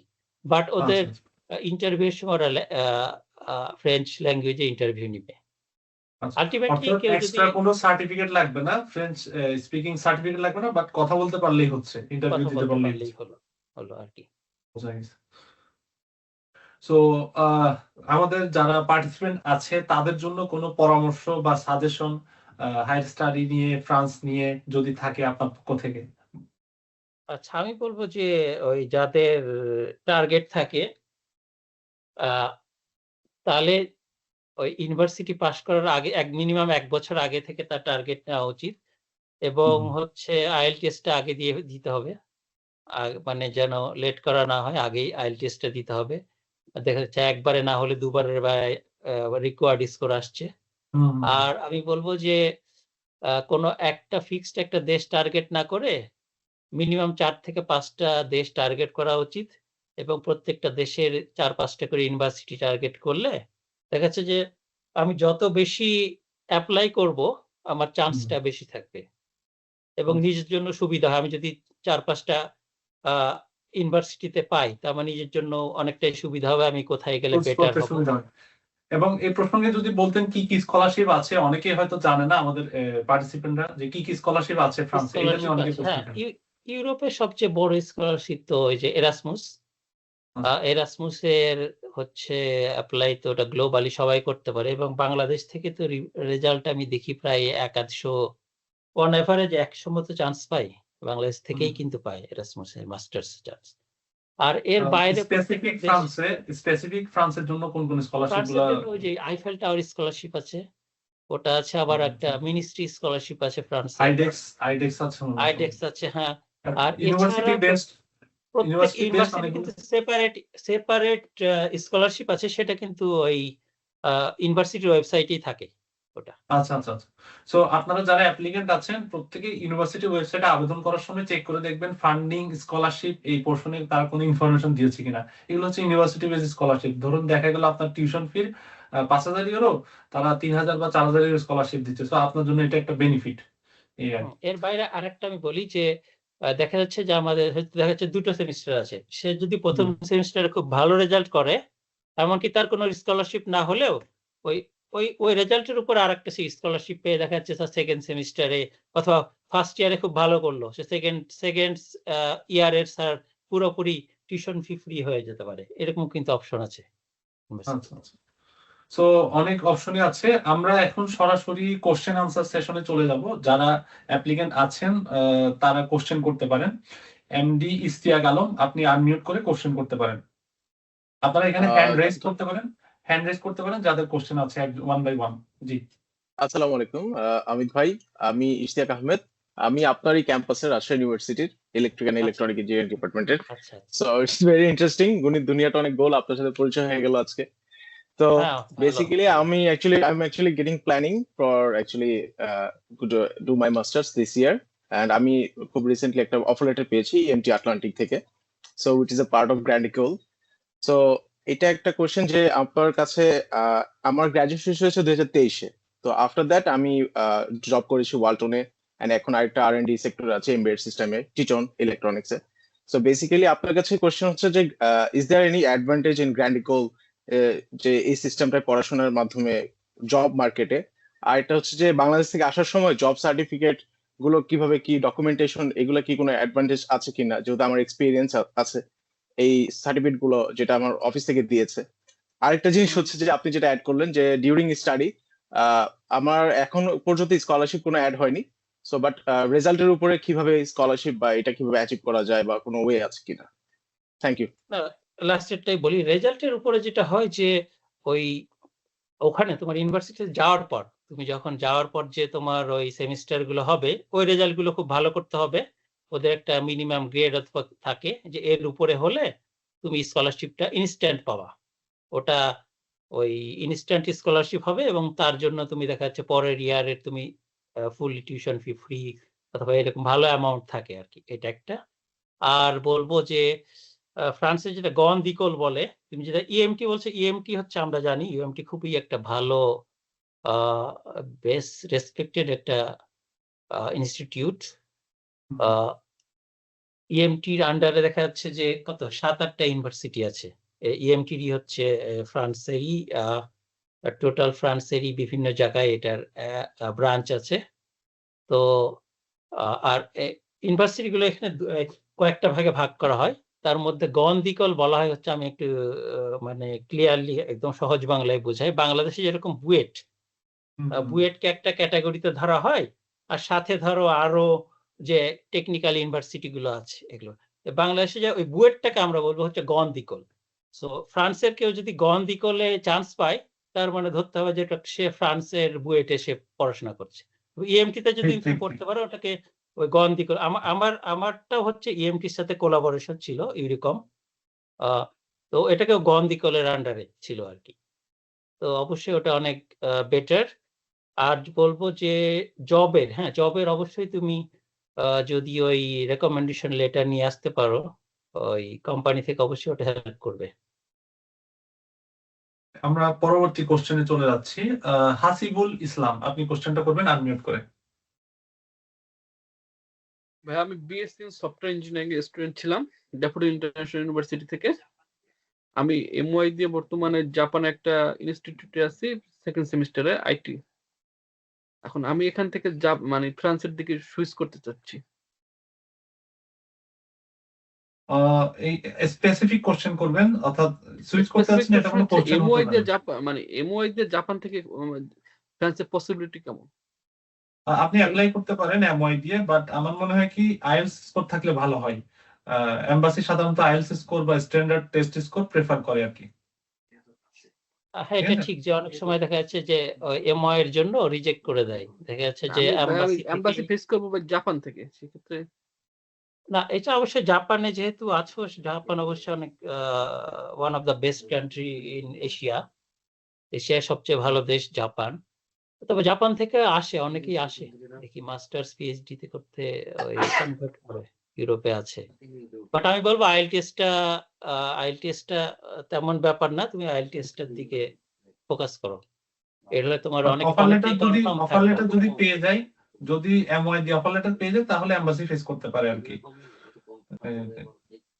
জাপান থেকে অবশ্যই আমি বলবো অবশ্যই বাংলাদেশের চেয়ে বেটার। বাংলাদেশ থেকে এমবাসি ফেস করার চেয়ে জাপান থেকে অবশ্যই সে বেনিফিট পাবে। তো যদি অফার লেটার ভালো, ইউনিভার্সিটি যদি ভালো হয়, অনেক সময় অফার লেটার থেকে ওরা ভিসা দিয়ে দেয়। আমরা পরবর্তী কোশ্চেনে চলে যাচ্ছি। সুমন শেখ, আপনি কোশ্চেন করবেন আনমিউট করে। সুমন শেখ, আপনি কি আছেন? পরবর্তী কোশ্চেনে চলে যাচ্ছি। তানভীর, আপনি আনমিউট করে কোশ্চেন করবেন। হ্যালো, আসসালামু আলাইকুম। আমাকে শুনতে পাচ্ছেন? হ্যাঁ, শুনতে পাচ্ছি। আচ্ছা, আমি হচ্ছে ফ্রান্সের 3টে ইউনিভার্সিটি থেকে অফার লেটার পেয়েছি। IMT Atlantic, IMT North Europe আর হচ্ছে আইএনপি অ্যান্ড ইনসাত টুলুস। এটা একটা কম্বাইন্ড প্রোগ্রাম আর কি। হ্যাঁ, তো ফার্স্ট অফ অল আমার যে কোশ্চেনটা সেটা হচ্ছে, আমি আইএমটি নর্থ ইউরোপ থেকে আইএফএল স্কলারশিপের জন্য নমিনেটেড হয়েছি। আর হচ্ছে আপনার টুলুসের যে ইউনিভার্সিটি, যেটা ইউনিভার্সিটি অফ টুলুসের আইএনপি অ্যান্ড ইনসাত টুলুসের একটা কম্বাইন্ড প্রোগ্রাম, এই দুটোর জন্য অফার লেটার পেয়েছে আর কি। তো আমার ফার্স্ট কোশ্চেন যেটা আসে সেটা হচ্ছে, আমার আইএমটি নর্থ ইউরোপের হচ্ছে যেটা আপনার রিকমেন্ড করছে আমাকে স্কলারশিপের জন্য। আর এটা একটা লিলে শহরে আর কি। হ্যাঁ, ফার্স্ট সেমিস্টার লিলে, সেকেন্ড সেমিস্টার প্যারিসে, বা থার্ড সেমিস্টার লিলেতে। আর একটা হচ্ছে আপনার যেটা তুলুসে শহর, যেটা সিটিতে, এটা হচ্ছে আবার আমার কোর যে ইন্টারেস্ট ফ্লুইড মেকানিক্সে, ওটার সাথে অনেকটা কোঅ্যালাইন করে আসলে। ঠিক আছে, এই দুটার মধ্যে লিলে এবং তুলুস, এই দুটার মধ্যে ইউনিভার্সিটি এবং হচ্ছে কি শহর, এই দুটার মধ্যে যদি আমি কম্পেয়ার করি তাহলে মানে কোনটা কেমন হবে সেটা একটু খুলে বলতেন।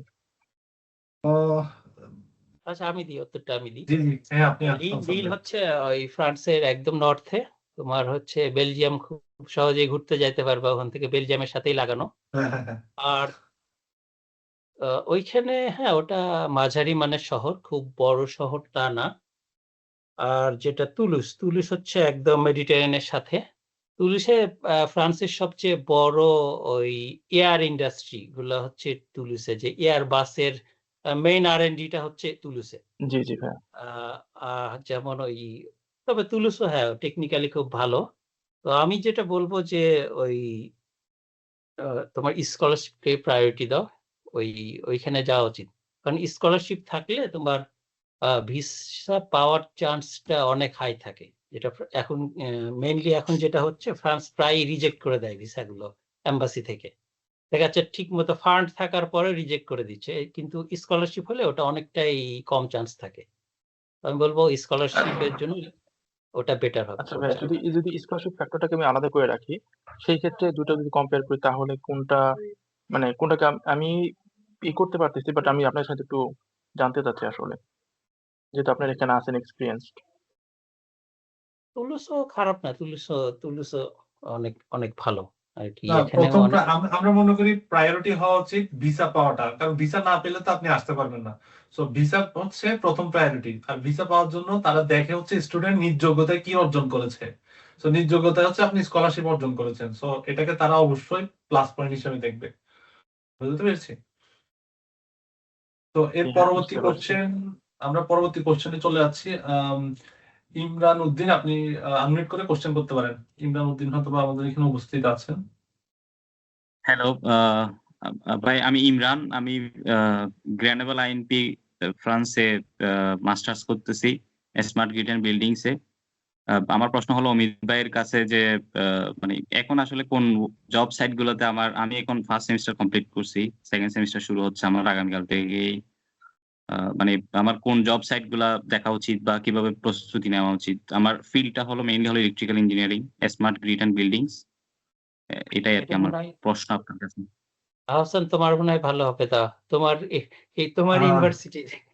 হ্যাঁ আমার ইউনিভার্সিটির প্লাস হচ্ছে, হ্যাঁ আমার ইউনিভার্সিটি আছে হচ্ছে আমাদের সাথে কোলাবোরেশনে আছে, বাট আপনি তাকে কিছু সাজেশন দিতে পারেন। আমি অলরেডি তার সাথে কন্ট্যাক্টে আছি, আপনি সাজেশন দিতে পারেন। এটা হচ্ছে তোমার ওই ইলেকট্রিক্যালে না? হ্যাঁ ভাই, ইলেকট্রিক্যালে তোমার হচ্ছে ওই ইলেকট্রিক্যালে যে ওই যে ইলেকট্রিক্যাল যে কোম্পানিগুলো, ওগুলো যে ওই যে স্নাইডার থেকে শুরু করে এই রিলেটেড কোম্পানিগুলোকে তোমাকে ওই সার্চ করতে হবে, যে ফুললি তোমার যেটা ওই মাস্টার্স এর সাথে পুরোটা ম্যাচ করে এইরকম কোম্পানিগুলো নিয়ে তোমার ট্রাই করতে হবে। অর্থাৎ আমি বলতে চাই কি, এখানে হচ্ছে সব থেকে ইম্পর্টেন্ট হচ্ছে ইন্টার্নশিপটা, যেটা আমরা আলোচনা করছিলাম, যে যদি জব করার প্ল্যান থাকে ছোটখাটো স্টার্ট আপে টার্গেট করলে ভালো হয়। বড় কোম্পানিগুলো আসলে রাখতে চায় না ফুল টাইম এমপ্লয়ি, তারা জাস্ট ইন্টার্ন নিবে আর ছাঁটাই করবে, নিবে আর ছাঁটাই করবে। সো ছোটখাটো স্টার্ট আপে যদি জয়েন করা যায় তাহলে ক্যারিয়ারটা মোটামুটি স্মুথ হয় আর কি। এটা সাজেশন থেকে। হ্যাঁ, যেমন আমি একটু বলে দিই যে ওই বড় কোম্পানিগুলো যেটা করে যে ওই একটা পজিশন রেখে দেয় ইয়ারলি, যে ওই পজিশনটা আমি শুধু ইন্টার্নিকে রোটেট করব, যে 6 মাস আমি একে দিয়ে করবো, পরে 6 মাস আরেকটা ইন্টার্নশিপ ওর বদলে আরেকটা কিন্তু আসবে। ওই পজিশনটা কিন্তু ফুল টাইম নেবে না, ওটা ওই আজীবন চলবে ওই পজিশনটা, বাট ওটা ইন্টার্ন দিয়ে চালায়। একটা ইন্টার্নের স্যালারি সর্বোচ্চ 1200 ইউরো, 1300 ইউরো বা 1400 ইউরো, আর একজন ফুল টাইম ইঞ্জিনিয়ারকে দিতে হয় 3000 3500 ইউরো। সো প্রায় 3 গুণ। এইটা হ্যাঁ, স্যালারি হচ্ছে ওই যে ইন্টার্ন গুলো এভারেজ কত 1000 থেকে 1200 ইউরো দেয় ওরা মান্থলি। আর যেটা জব শুরু হয় মেইনলি 2500 ইউরো থেকে শুরু করে 2500, 3000, 3500 এইরকম ইউরোরা ওই মান্থলি যেটা ফুল টাইম জবে দেয়। আর ভাই এক্ষেত্রে মানে এই যে ওয়েবসাইট গুলো আছে জব সার্চিং এর জন্য, যেমন আমি জানি হলো ইনডিড সম্পর্কে একটু জানলাম, হ্যালো ওয়ার্ক বা হ্যালো ওয়ার্ক মনে হয়, হ্যালো ওয়ার্ক বা হ্যালো ওয়ার্ক ভালো, হ্যালো ওয়ার্কটা ভালো, ওটাও ভালো, ওটা ফ্রান্সে, অন্য দেশে কিনা জানি না, তো ফ্রান্সে আছে ওটা। হ্যাঁ দেখি, এখানে অনেক নোটিফিকেশন আসে, কিন্তু আসলে মানে আমি তো আসলে এখনো পার্ট টাইম গুলোর জন্য অ্যাপ্লাই করছি বিভিন্ন জায়গায়, কিন্তু আসলে ওরকম মানে রেসপন্স ওইগুলোতে আসে না। আমি জানি না পাস করার পরে কিরকম রেসপন্স আসে, কিন্তু হ্যালো ওয়ার্ক থেকে আমি কয়েকটা জায়গায় পার্ট টাইমের জন্য অ্যাপ্লাই করছি, ওখান থেকে কিন্তু কোনো ধরনের রেসপন্স আসে না। তো ওই জন্য এটা আমি জানতে আসবে চাচ্ছিলাম আসলে মানে কোথায় অ্যাপ্লাই করা উচিত, যে মানে পাস করার পর, এখন তো আমি পার্ট টাইমের জন্য অ্যাপ্লাই করছি, মানে পাস করার পর আসলে জবের পার্ট জন্য টাইমে কোথায় তুমি কি অ্যাপ্লাই করা? ধরনের জব করতে চাও পার্ট টাইমে? আমি আসলে পার্ট টাইম এখানে একটা মেইন সমস্যাটা হলো, আমি যতটুকু দেখছি এখানে টাইমিংটা, যেমন আমাদের ক্লাস শুরু হয় 8টা থেকে, বেশিরভাগ সময় 8টা 8:30 থেকে 6টা পর্যন্ত। মানে জিনিসটা মিলাই, সবকিছু মিলাই খুবই কঠিন, মানে টাইমটা মিলানো আরকি। যেমন আমি শনিবার রবিবারের দিকে ফ্রি পুরোটা টাইম। কিন্তু এর মধ্যেও তো আবার পড়াশোনা নিয়ে ব্যস্ত একটু থাকে। দ্রুত এখন কোশ্চেন করবেন, আর এখানে ডিসকাশনের সময় নিয়ে আসলে প্রচুর অ্যাপ্লিকেন্ট ওয়েট করছে, একটু দ্রুত শেষ করবেন। প্রায় 10 জনের মতো কোশ্চেন করার জন্য ওয়েট করছে, একটু দ্রুত কোশ্চেন গুলো আচ্ছা, করবেন। আচ্ছা, ঠিক আছে। এই ক্ষেত্রে ভাই আমার কি করা উচিত আসলে, একটু যদি সাজেশন দেন একটু শর্ট টাইমের মধ্যে। পার্ট টাইম আসলে এটা টাফ বলা, এই ব্যাপারটা আসলে অনেকটা লাক বলা যায়। কারণ আর ফুল টাইমের তবে ক্ষেত্রে একটু পার্ট টাইম পার্ট হচ্ছে টাইম জব, আচ্ছা এটার কোশ্চেন আনসারটা আমি দিচ্ছি। পার্ট টাইম জব আসলে অনলাইন ধরে বসে থাকলে হবে না, পার্ট টাইম জবের জন্য দৌড়াইতে হবে, দোকানে দোকানে যাইতে হবে, প্লেসে যাইতে হবে, ওয়ার্ক প্লেসে যাইতে হবে, যেখানে পার্ট টাইম জবটা হবে ওখানে সিভি দিয়ে আসতে হবে। আমি নিজেও অনেক জায়গায় গিয়েছি, মানে আমি দেখেছি যারা অ্যাক্টিভ বিভিন্ন জায়গায় সিভি দিয়ে আসছে, কমিউনিকেশন বিল্ড আপ করতে পেরেছে, তারা part time job easily manage করতে পেরেছে। আর যারা ঘরে বসে পার্ট টাইম জব খুঁজছে তাদের জন্য এটা ডিফিকাল্ট আসলে, এটা আর কি। তবে আমি বলে দিই, তোমার হচ্ছে যদি ওই সামারের আগে পরে হয়, তুমি এপ্রিল মে থেকে ওই পার্ট টাইম জব গুলো ওই পুরো ইউরোপেই এপ্রিল মে থেকে শুরু হয় পার্ট টাইম জব গুলো ইজিলি। আবার হচ্ছে এই যে এই সেপ্টেম্বর অক্টোবর পর্যন্ত চলে। এরপরে বাকি যে 4-5 মাস থাকে এই সময় পার্ট টাইম জব পাওয়া খুব ডিফিকাল্ট, এমনকি ফ্রেঞ্চরাও পায় না জব এই সময়। আমরা পরবর্তী কোশ্চেনে চলে যাচ্ছি। নুসরাত জাহান, আপনি আনমিউট করে কোশ্চেনটি করবেন। আসসালামু আলাইকুম ভাইয়া, আমি নুসরাত বলছি। আমার অ্যাকচুয়ালি ২ টা প্রশ্ন আছে। ১ম প্রশ্ন হচ্ছে যে ন্যাশনাল ইউনিভার্সিটি থেকে যারা লো সিজি নিয়ে ব্যাচেলর কমপ্লিট করেছে, তাদের জন্য আসলে ফ্রান্সে অ্যাপ্লিকেশন করা কতটুকু সুইটেবল, বা সেক্ষেত্রে ভিসার রেশিওটা কিরকম এফেক্ট পড়তে পারে? আর ২য় প্রশ্ন হচ্ছে যারা সিএসসি ব্যাকগ্রাউন্ডের কিন্তু জব করতেছে ব্যাচেলর পরে অন্য ব্যাকগ্রাউন্ডে, এখন যদি মাস্টার্সে আবেদন করতে যায় তাহলে আসলে কোনটার দিকে খেয়াল করবে? জব করেছে সেইটার উপর ফোকাস করে নাকি ব্যাচেলর সাবজেক্ট অনুসারে? এইখানে আসলে যেটা আসলে এখানে ইউনিভার্সিটি দেখে কোন ন্যাশনাল না কোন ভার্সিটি, সেটা এদের কোনো ফ্যাক্টর না। যে কোনো ভার্সিটি থেকে আসলে ওরা ভার্সিটিকে বাংলাদেশে আসলে এরা যেটা করে, বাংলাদেশের কোনো ভার্সিটিকে ওরা কেয়ারি করে না, সোজা কথা। যে ভার্সিটি থেকে আসুক ওরা দেখে যে তার ব্যাচেলর ডিগ্রি আছে কিনা, সেটা একটা ফ্যাক্টর। আর এই বাকি যে সাবজেক্ট চয়েস, এটা 2টা অপশনই দেখানো যেতে পারে। তোমার হচ্ছে ওই সিএসসি কেও দেখাইতে পারো অথবা তোমার জবও দেখাইতে পারো, বাট তোমাকে সেটা এসওপি তে ঠিক মতো বুঝাই দিতে হবে যে তোমার ফিউচার গোল কি। তুমি দুটো দিকেই যাইতে পারবা, তোমার দুটো অ্যাকসেপ্ট করবে ওরা। এরপরে কোশ্চেনটি করবেন ইকবাল হোসেন, আনমিউট করে আপনার কোশ্চেনটি করেন। আসসালামু আলাইকুম, আমি ইকবাল হোসেন। ভাই আমি রিসেন্টলি ড্যাফোডিল ইন্টারন্যাশনাল ইউনিভার্সিটি থেকে গ্রাজুয়েশন কমপ্লিট করছি 28 জানুয়ারি। এখন এর আগে আমি ডিপ্লোমা শেষ করছি ইলেকট্রিক্যাল ডিপার্টমেন্ট থেকে। এখন আমি আমার রিলেভেন্ট সাবজেক্টে অ্যাপ্লাই করতে চাচ্ছি ফ্রান্সে। আপনার কোশ্চেনটার আনসারটা আসলে স্পেসিফিক করতে হবে। আপনার রিলেভেন্ট সাবজেক্ট আপনাকে খুঁজতে হবে, আসলে যে পোর্টাল গুলো আছে ওখান থেকে খুঁজে দেখে তারপরে অ্যাপ্লাই করবেন। আর আমাদের আজকের ওয়েবিনারটা হচ্ছে মূলত জব রিলেটেড, অর্থাৎ after study job in France. So আমরা প্রায়োরিটি দিব হচ্ছে জব নিয়ে যারা কোশ্চেন করতে চাইবেন তাদেরকে। সো অ্যাপ্লিকেশন নিয়ে আপনারা চাইলে ওয়েবসাইট গুলোতে খুঁজে দেখতে পারেন। আমার লাস্ট কোশ্চেনটা, মানে আমার লাস্ট কথাটা হচ্ছে ভাই, ট্রিপলিতে আসলে ফ্রান্সে ক্যারিয়ার কেমন ভাই ইলেকট্রিক্যাল এন্ড ইলেকট্রনিক্স ডিপার্টমেন্ট থেকে? আমি নিজে একজন ইলেকট্রিক্যাল এন্ড ইলেকট্রনিক্স ডিপার্টমেন্টে, আর আমাদের সাথে যিনি আছেন আজকে গেস্ট, উনিও সম্ভবত ইলেকট্রনিক্স এর ব্যাকগ্রাউন্ডের। ক্যারিয়ার যদি বলতে চাই, মোটামুটি স্যাচুরেটেড ইলেকট্রিক্যাল ইলেকট্রনিক্স ক্যারিয়ারটা saturated, but CSC software IT এসব ফিল্ডে এখন বুমিং হচ্ছে, এসব ফিল্ডে প্রচুর অপরচুনিটি আছে। সো সিএসসি ব্যাকগ্রাউন্ডে যারা আছে তারা এগিয়ে আছে আমাদের তুলনায়।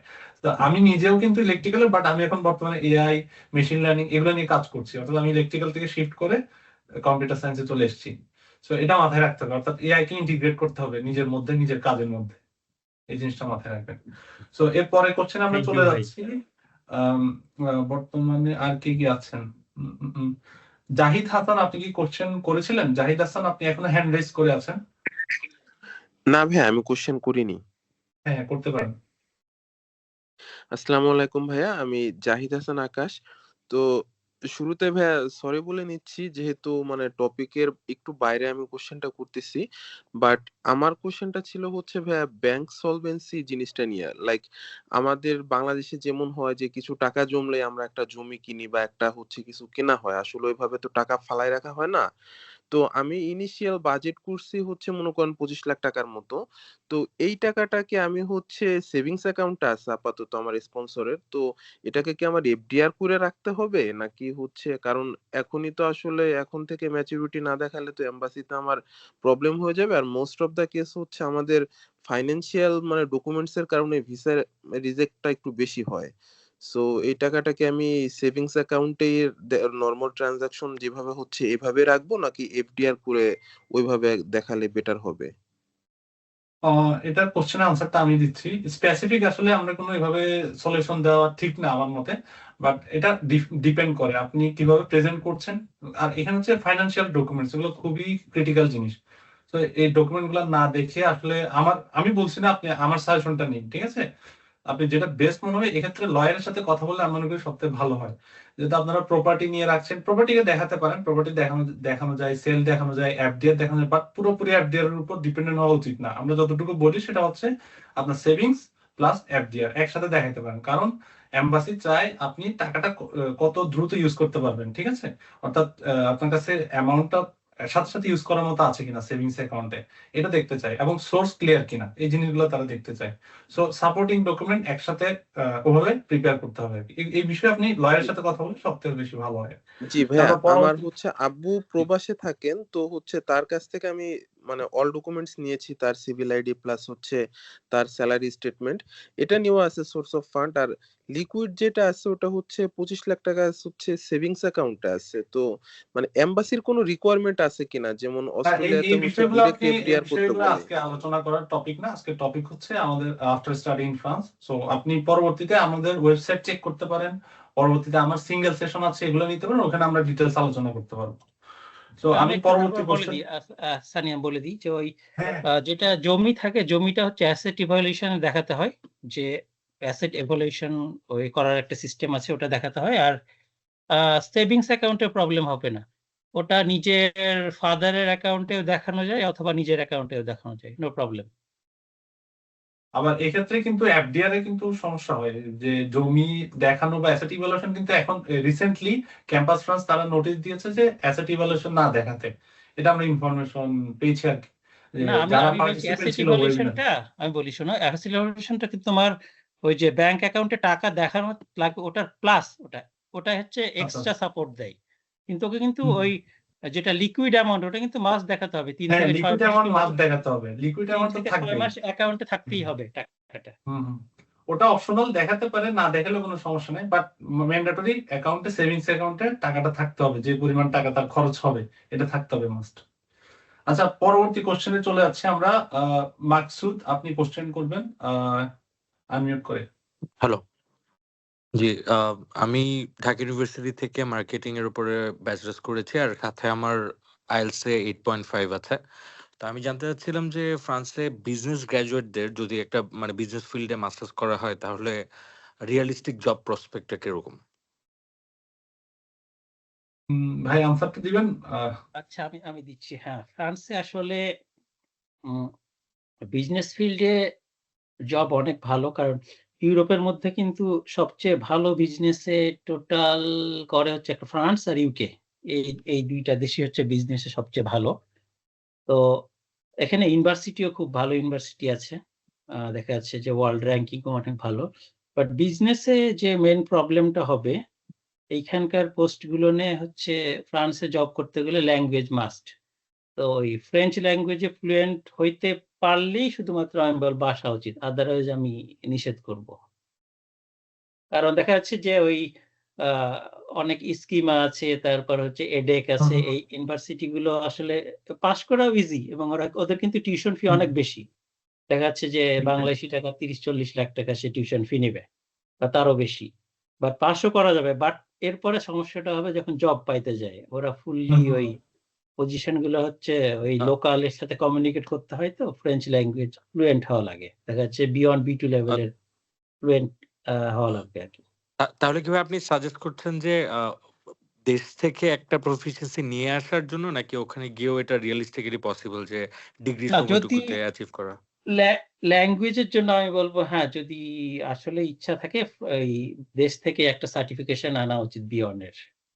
আর আদারওয়াইজ আমি ইউকে তে মুভ করতে বলবো, যদি ইংলিশে, যেহেতু তোমার ইংলিশ খুবই ভালো 8.5, আমি ইউকে তে যাইতে বলবো, যে আমি ফ্রান্সে আসতে আসলে নিষেধ করবো। ইংলিশ স্পিকিং কান্ট্রি গুলো আর কি, যেকোনো ইংলিশ স্পিকিং কান্ট্রি, যেমন লন্ডন খুব ভালো, বিজনেসের জন্য ওরা খুবই ভালো, তো ওইখানে আমি যাইতে বলবো শুধুমাত্র এই ল্যাঙ্গুয়েজের কারণে। ঠিক ঠিক। Thank you.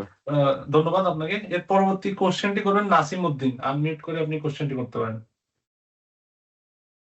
নাসিম উদ্দিন। এর পরবর্তী কোশ্চেনটি করবেন রাকিব রহমান। আসসালামু আলাইকুম। শোনা যাচ্ছে আমাকে? নাসিম বলছিলাম। জি জি বলেন। জি জি, আমি নাসিমউদ্দিন। আমি বর্তমানে ড্যাফোডিল ইন্টারন্যাশনাল ইউনিভার্সিটি থেকে ব্যাচেলর কমপ্লিট করেছি tourism and hospitality management department থেকে। আমি তার আগে 4 বছর একটি ডিপ্লোমা করছি সরকারি পলিটেকনিক থেকে, ট্যুরিজম অ্যান্ড হসপিটালিটি ম্যানেজমেন্ট থেকে। আর আমার আইএলটিএস স্কোর একটু লো ছিল, 5.5, যার কারণে আর কি আমি একটু মানে চিন্তিত আছি যে আমি ফ্রান্সে অ্যাপ্লিকেশন করতে পারবো কিনা।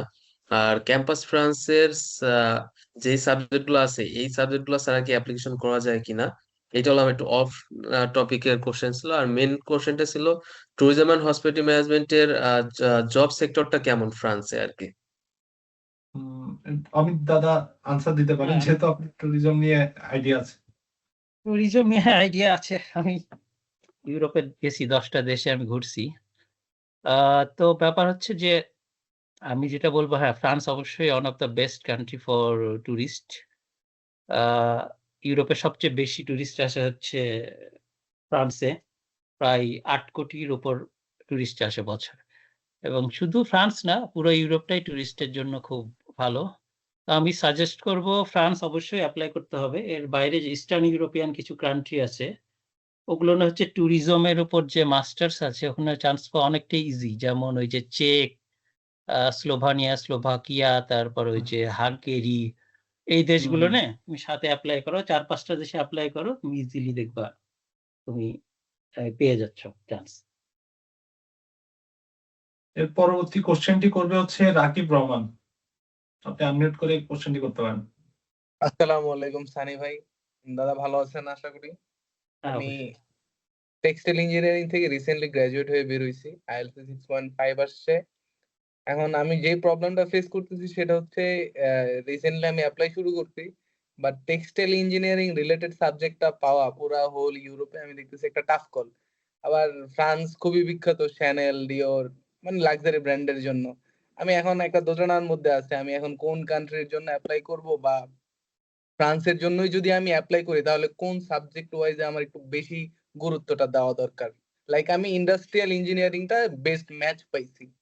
এখন আপনি যেরকম বললেন, যেমন গ্রান্ডে ইকল হচ্ছে বাংলাদেশের বুয়েটের মতো, এখন আমাদের কি ওই ক্যালিবারটা আছে কিনা ওইখানে চান্স পাওয়ার জন্য আর কি, এগুলো একটু যদি একটু বিশ্লেষণ করতে তাহলে বেটার হইতো। এটা আসলে ওই যেটা কথা হচ্ছে যে টেক্সটাইলে এই মেইনলি আসলে টেক্সটাইল বিজনেসটা কিভাবে চলে ওয়ার্ল্ডে, টেক্সটাইলের কাজগুলো সবকিছু ওই এশিয়ান অথবা লো কোয়ালিটির কান্ট্রি থেকে ওরা প্রোডাকশন করে এখানে নিয়ে আসে। সেই ক্ষেত্রে আমরা বলতে পারি যে ইউরোপ, আমেরিকা কিন্তু টেক্সটাইলে অবশ্যই ওই রকম ভালো কিছু, মানে খুবই হাই লেভেলের কিছু হয়তো কোম্পানি আছে, ব্র্যান্ড, বাকি সবগুলো ওরা আউটসোর্স করে নিয়ে আসে। সেই জন্য এখানে অফকোর্স জব অপরচুনিটি অনেক কম হবে এশিয়ার চেয়ে, এটা একটা সেক্টর। আর তোমার যেটা করা যেতে পারে, তোমার রিলেটেড অন্য কোনো সাবজেক্টে যদি সুইচ করা যায় আমি বেটার বলবো। এরপরেও আমি দেখি যে বাংলাদেশ থেকে আসে, আমার কিছু আছে পরিচিত, ওই যে বেলজিয়ামে আছে, নেদারল্যান্ডে আছে, টেক্সটাইল নিয়ে পড়াশোনা করে, দেখা যাচ্ছে যে একদমই নাই না, ইউনিভার্সিটিতে অবশ্যই টেক্সটাইল সাবজেক্ট আছে, বাট আমি বলবো জব এখানে রিস্কি হবে জব পাওয়া। অফার লেটার কি পাওয়া যাবে যদি আমি ফ্রান্সের জন্য ট্রাই করি? হ্যাঁ, offer industrial letter, engineering, material science বা এই টাইপের গুলোতে। হ্যাঁ এগুলো বেটার হবে। ইন্ডাস্ট্রিয়াল ইঞ্জিনিয়ারিং, ম্যাটেরিয়াল, এগুলো হচ্ছে ওই টেক্সটাইল রিলেটেড, অবশ্যই এগুলো বেটার হবে। অফার লেটার দেবে, সবকিছু ম্যাচ করলে অবশ্যই দেবে, না দেওয়ার কোনো কারণ নেই। ঠিক আছে দাদা, থ্যাংক ইউ। এর পরবর্তী কোশ্চেনটি করবে মারুফ, আপনি আনমিউট করে কোশ্চেনটি করতে পারেন।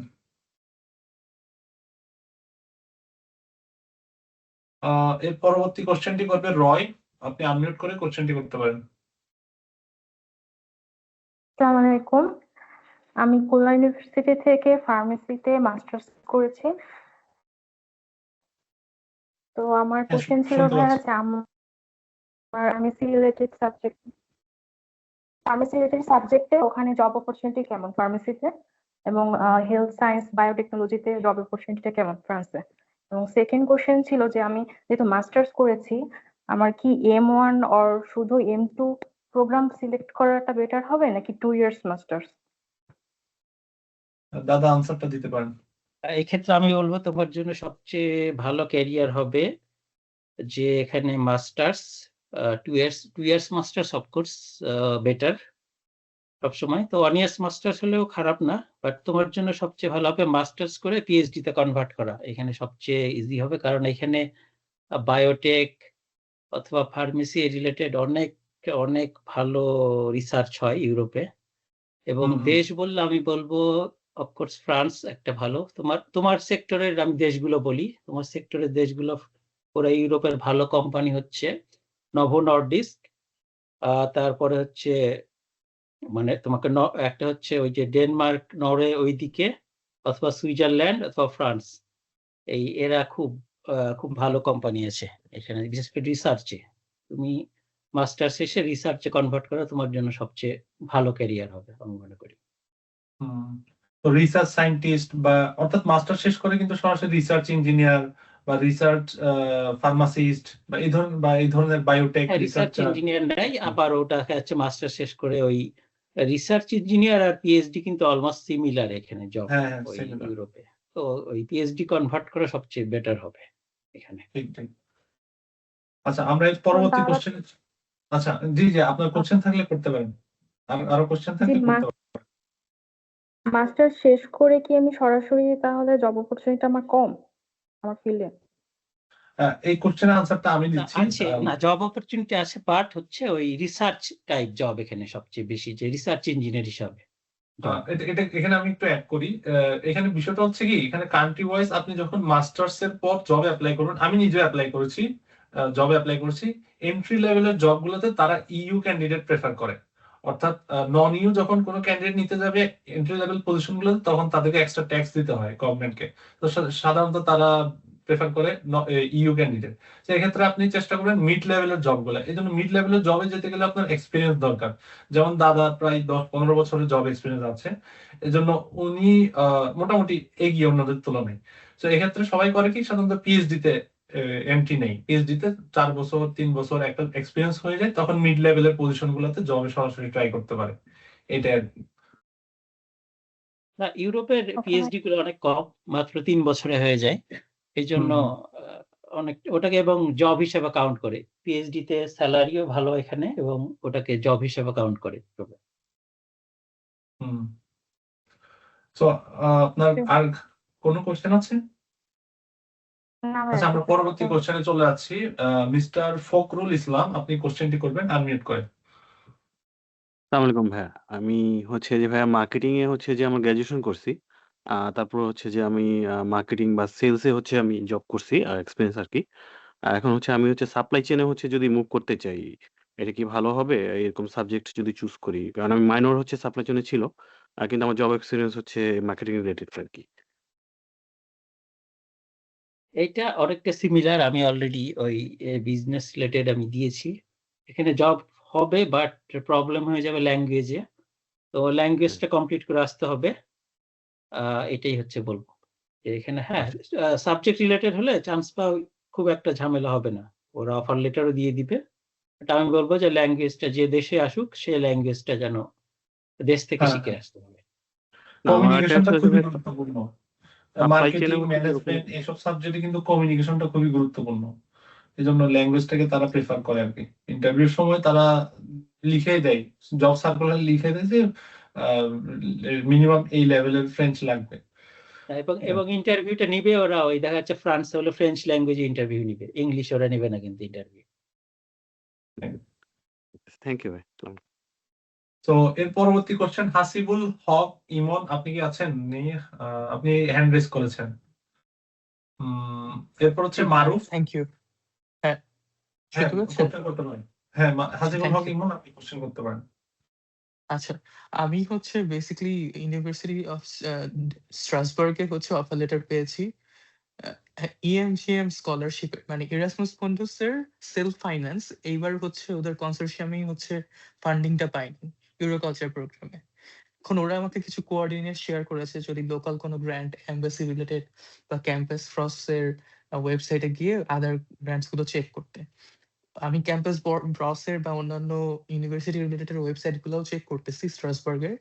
আমি জানতে চাচ্ছি এটার হচ্ছে পার সেমিস্টার হচ্ছে 4,500 ইউরো, ইয়ারলি হচ্ছে 9,000, আর 2 ইয়ার্স এর কোর্স, দ্যাট মিনস 18,000 ইউরো।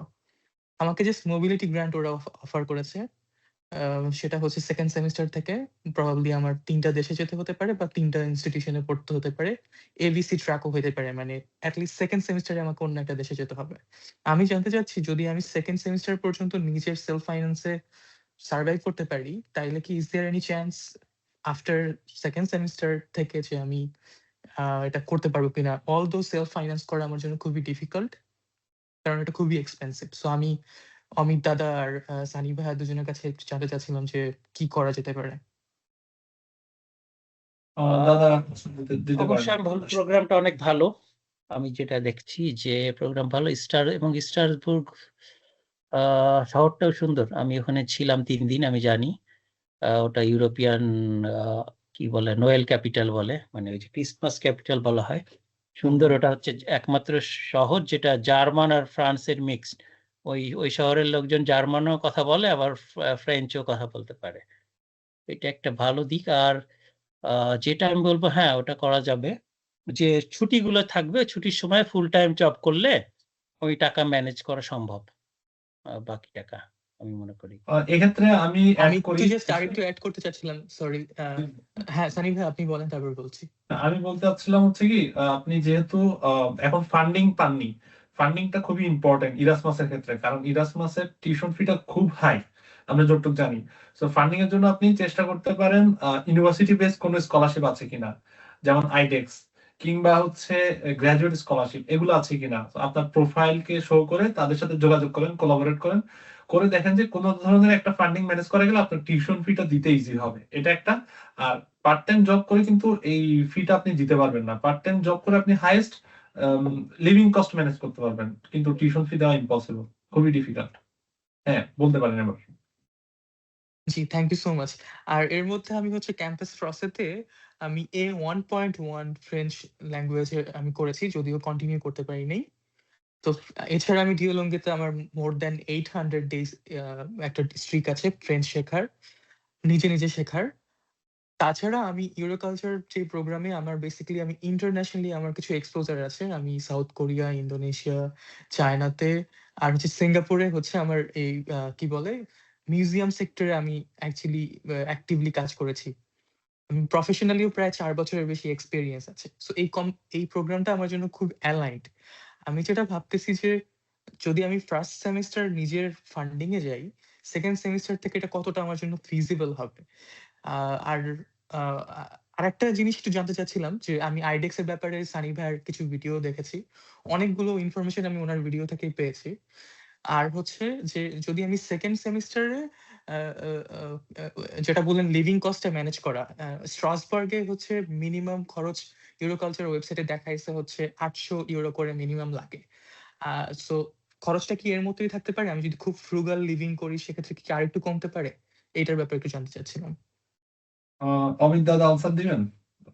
এটা তুমি দাও আর কি। আচ্ছা, লিভিং কস্টের ব্যাপারে যদি বলি, আসলে সিটি টু সিটি ভ্যারি করে। আর আমরা ফ্রেঞ্চ এম্বাসি সাধারণত যেটা লিখে দেয় যে 615 ইউরো। সো 615 ইউরো স্ট্যান্ডার্ড না, এটা সিটি টু সিটি ভ্যারি করে। যেমন প্যারিসের লিভিং কস্ট বেশি, যেমন বিশাল শহর। এখন সালজবুর্গ বড় শহর, লিভিং কস্ট, কিন্তু আমরা যারা বাংলাদেশি, আমরা যেখানে যাই না কেন মোটামুটি মানায় নিতে পারি। সো আমাদের জন্য আসলে ওটা যদি বলতে যাই 500 থেকে 600 ইউরো। কারণ এখানে আপনি কাফ পাবেন, বাসা ভাড়া ধরেন আপনি, আমি আমার এক্সাম্পলটা দিই। আমি একটা স্টুডিওতে ছিলাম, 480 ইউরো ছিল বাসা ভাড়া।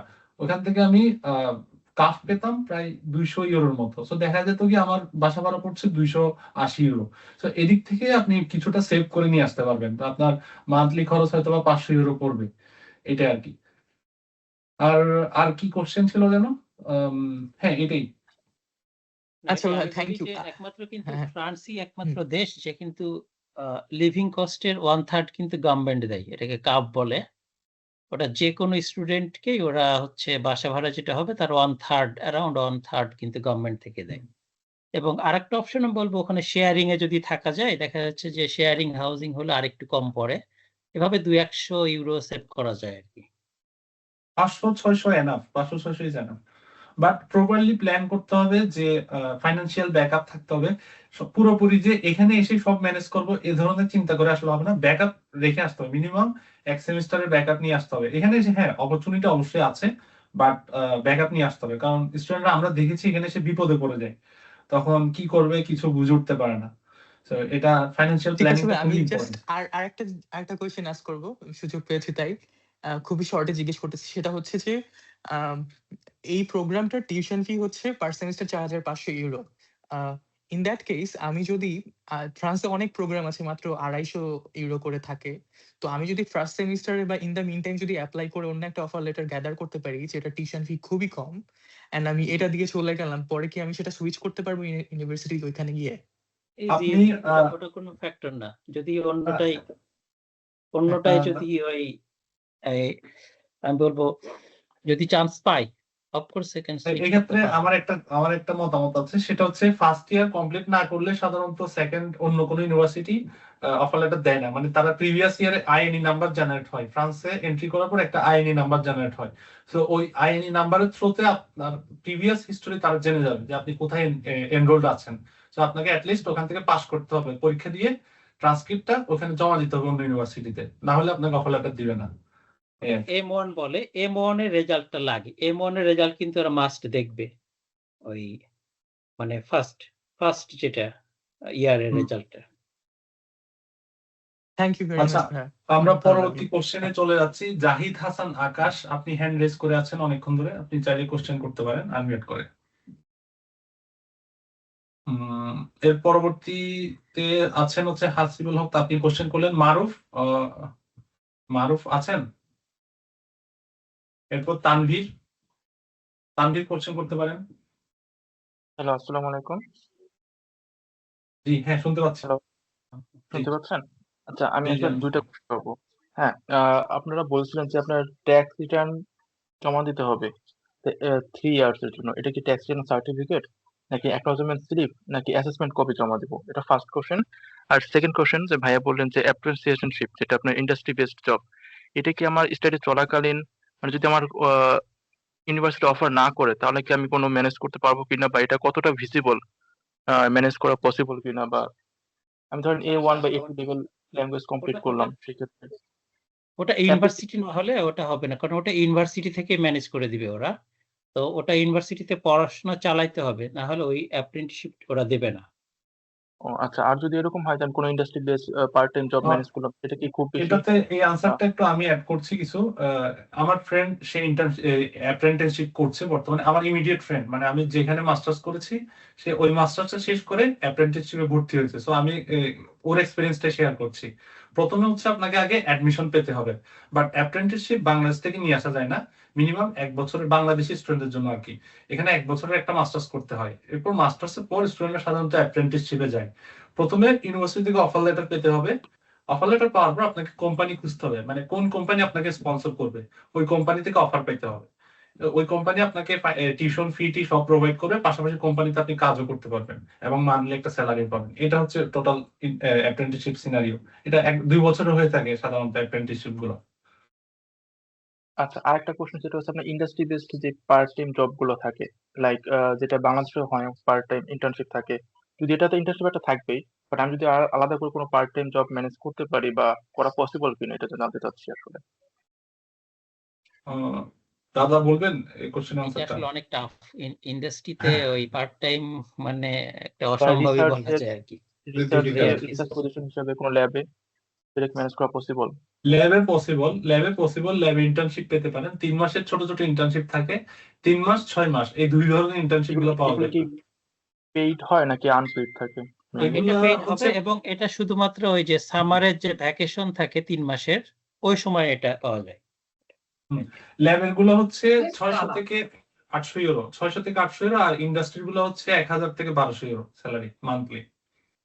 আচ্ছা, আরেকটা কোশ্চেন ছিল ট্যাক্স রিলেটেড, যেটা আপনার রিটার্ন সার্টিফিকেট জমা দিব নাকি অ্যাকনোলেজমেন্ট ছিল জমা দেবো নাকি অ্যাসেসমেন্ট কপি জমা দেবো, এইটা আর কি একটু যদি একটু ক্লিয়ার করতেন কোনটা জমা দেবো আমি আসলে। যদি ট্যাক্স রিটার্ন জমা দিলেই হচ্ছে, আপনার অ্যাসেসমেন্ট করার কোনো প্রয়োজন হচ্ছে না। অ্যাসেসমেন্ট অনেকেই বলে সার্টিফিকেট, ট্যাক্স রিটার্ন সার্টিফিকেট জমা দেবো তাহলে? হ্যাঁ, ট্যাক্স রিটার্ন সার্টিফিকেট দিলেই হচ্ছে, বাট এটা নিয়ে আমি বলবো লয়ারের সাথে কথা বলে সবথেকে ভালো হয়। তারা আপনার, আমরা লয়ার না, আমরা হচ্ছে ইঞ্জিনিয়ার, তো তারা আপনার ডকুমেন্ট দেখে আপনার জন্য বেস্ট সাজেশনটা দিবে। আমরা পরবর্তী কোশ্চেনে চলে যাচ্ছি। শ্রীমান্তা মজুমদার, আপনি কোশ্চেনটি করতে পারেন আনমিউট করে। হ্যাঁ দাদা নমস্কার, আমি ঢাকা থেকে বলছিলাম। আমার কোশ্চেনটা হচ্ছে যে ফ্রান্সের পাবলিক ইউনিভার্সিটি গুলাতে 250 ইউরো করে যেগুলো দেখলাম পাবলিক ইউনিভার্সিটি, সেক্ষেত্রে এটা থেকে বেশি হইতে পারে বা কম হইতে পারে? প্রথম কোশ্চেনটা হচ্ছে এটা। আর সেকেন্ড কোশ্চেনটা হচ্ছে যদি স্কলারশিপ আসে, যে স্কলারশিপ আসার পরে ভিসার ক্ষেত্রে আমার কিরকম থাকতে পারে, চান্স থাকতে পারে, আর কেমন ব্যাক অ্যামাউন্ট দেখানো লাগবে, সেক্ষেত্রে যদি আমাকে একটু কিছু বলতেন।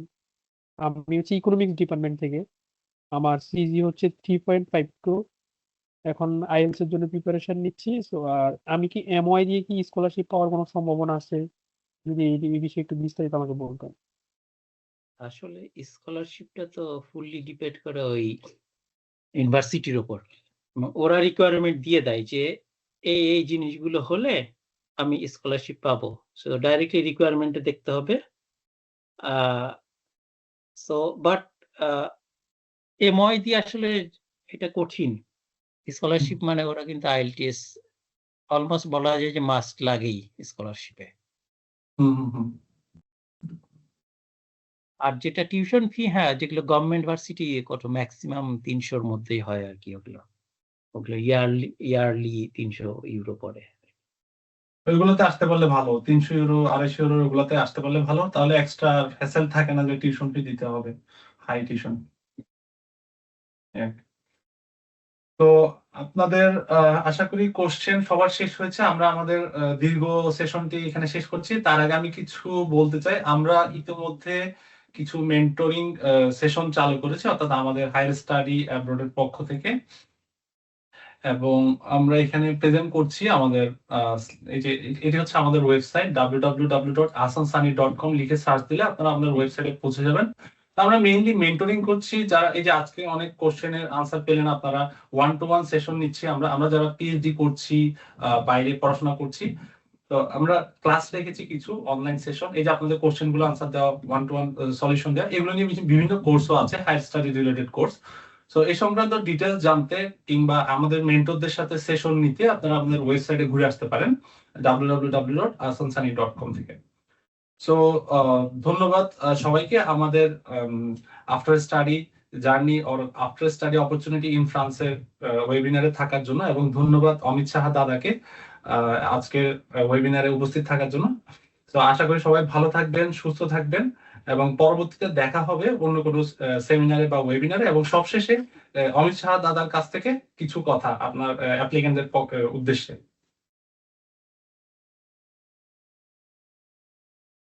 হ্যালো, জি দাদা, অ্যাপ্লিকেন্টদের উদ্দেশ্যে কোনো পরামর্শ? হ্যাঁ, প্রথম কথা ওই আহসান, তোমাকে থ্যাঙ্কস এরকম একটা আয়োজন করার জন্য, এবং যারা যুক্ত হয়েছে সবাইকেই আমার পক্ষ থেকে ধন্যবাদ। তো আসলে আমি যেটা বলবো যে বাংলাদেশের মতো দেশ থেকে এই বিদেশে আসাটা খুব আসলে জরুরি আমি মনে করি। বাংলাদেশে এত স্টুডেন্টে বাংলাদেশের মতো দেশে আসলে চাকরি দেওয়া আসলে অসম্ভব। যত স্টুডেন্ট বের হয় বছরে, এই জন্য আমি মনে করি প্রত্যেকটা ব্যাচ থেকে বহু স্টুডেন্টকে চলে যাওয়া উচিত বিদেশে। যদি বিদেশে যেতে পারে সেটা শুধুমাত্র তার নিজের ক্যারিয়ারের জন্যই না, সেটা দেশের জন্য একটা সম্মান, নিজের পরিবারকে হেল্প করা হয়, নিজের ইউনিভার্সিটির একটা সুনাম বয়ে আনে, নিজের দেশের সুনাম বয়ে আনে। এবং আরেকটা ব্যাপার হচ্ছে বিদেশে যাওয়ার পর সে কিন্তু নিজেকে একটা গ্লোবাল পপুলেশন হিসেবে তৈরি করতে পারে, এবং সে একটা নতুন একটা এনভায়রনমেন্ট দেখতে পারে, এবং নিজেকে বিল্ড আপ করা অনেকটা ইজি হয়। যেটা আমি বলবো, যারা আসলে বাইরে আসে তারা নিজেরাই বুঝতে পারে যে আমার 2-3 বছরে কি চেঞ্জ, যেটা তুমি আহসান তুমি নিজেও বুঝতে পারছো। তুমি বাংলাদেশ থেকে এখানে এসে তোমার নিজের চেঞ্জটা বুঝতে পারছো, যে এখানে আসলে শুধুমাত্র পড়াশোনাই না, একটা যোগ্য মানুষ হিসাবে তৈরি হতে অনেক সাহায্য করে। এবং দেখা যাচ্ছে ইউরোপে আসলে যেটা হয়, ইউরোপিয়ান আমি কালচার গুলো জানতে পারছি। নিজের কালচার তো অবশ্যই জানি, এর সাথে ইউরোপের আমি কালচার জানতে পারি। এর সাথে দেখা যাচ্ছে আমি দেখা যাচ্ছে নিজের ফ্যামিলির, যেমন আমি এখানে ফ্যামিলি নিয়ে থাকি, আমার বাচ্চা আছে, আমার বাচ্চা এখানকার ফ্রেঞ্চ স্কুলে পড়াশোনা করে। এরকম অনেক ফ্যাসিলিটি পাওয়া যায়, যেটা দেখা যাচ্ছে যে ইউরোপে থাকলে এডুকেশন ফ্রি, তারপরে হচ্ছে যে ওই টিউশন ফি ফুল ফ্রি। যেমন আমার বাচ্চার একদম ফুল ফ্রি টিউশন ফি, কোনো টাকা পয়সা লাগে না এখানকার স্কুলে। এই জন্য আসলে আমি মনে করি তোমরা ট্রাই করো। দেখা যাচ্ছে যে মেন ব্যারিয়ারটা কিন্তু আইএলটিএস এ হয়। আইএলটিএসটাতে আসলে খুব মনোযোগ দাও। আর আইএলটিএসটা যখন স্কোর হয়ে যাবে, তুমি দেখবে তোমার 50% কনফিডেন্ট এমনি বেড়ে যাবে।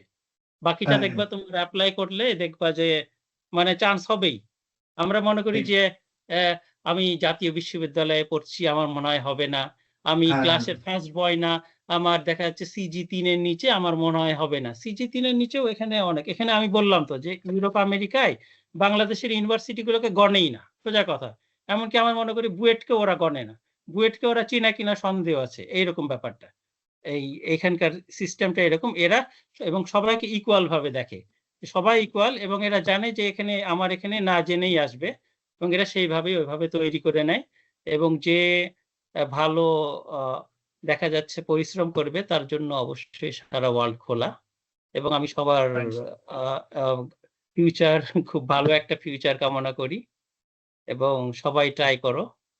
এবং আমি চাই অনেক বেশি বেশি স্টুডেন্ট বিদেশে আসুক, সবাই আসতে পারলে আরো খুশি আমি। সবাই ভিসা পাক, সবাই আসুক। এই জন্য আমাদের আসলে এই সেশন গুলা, ওয়েবিনার গুলা।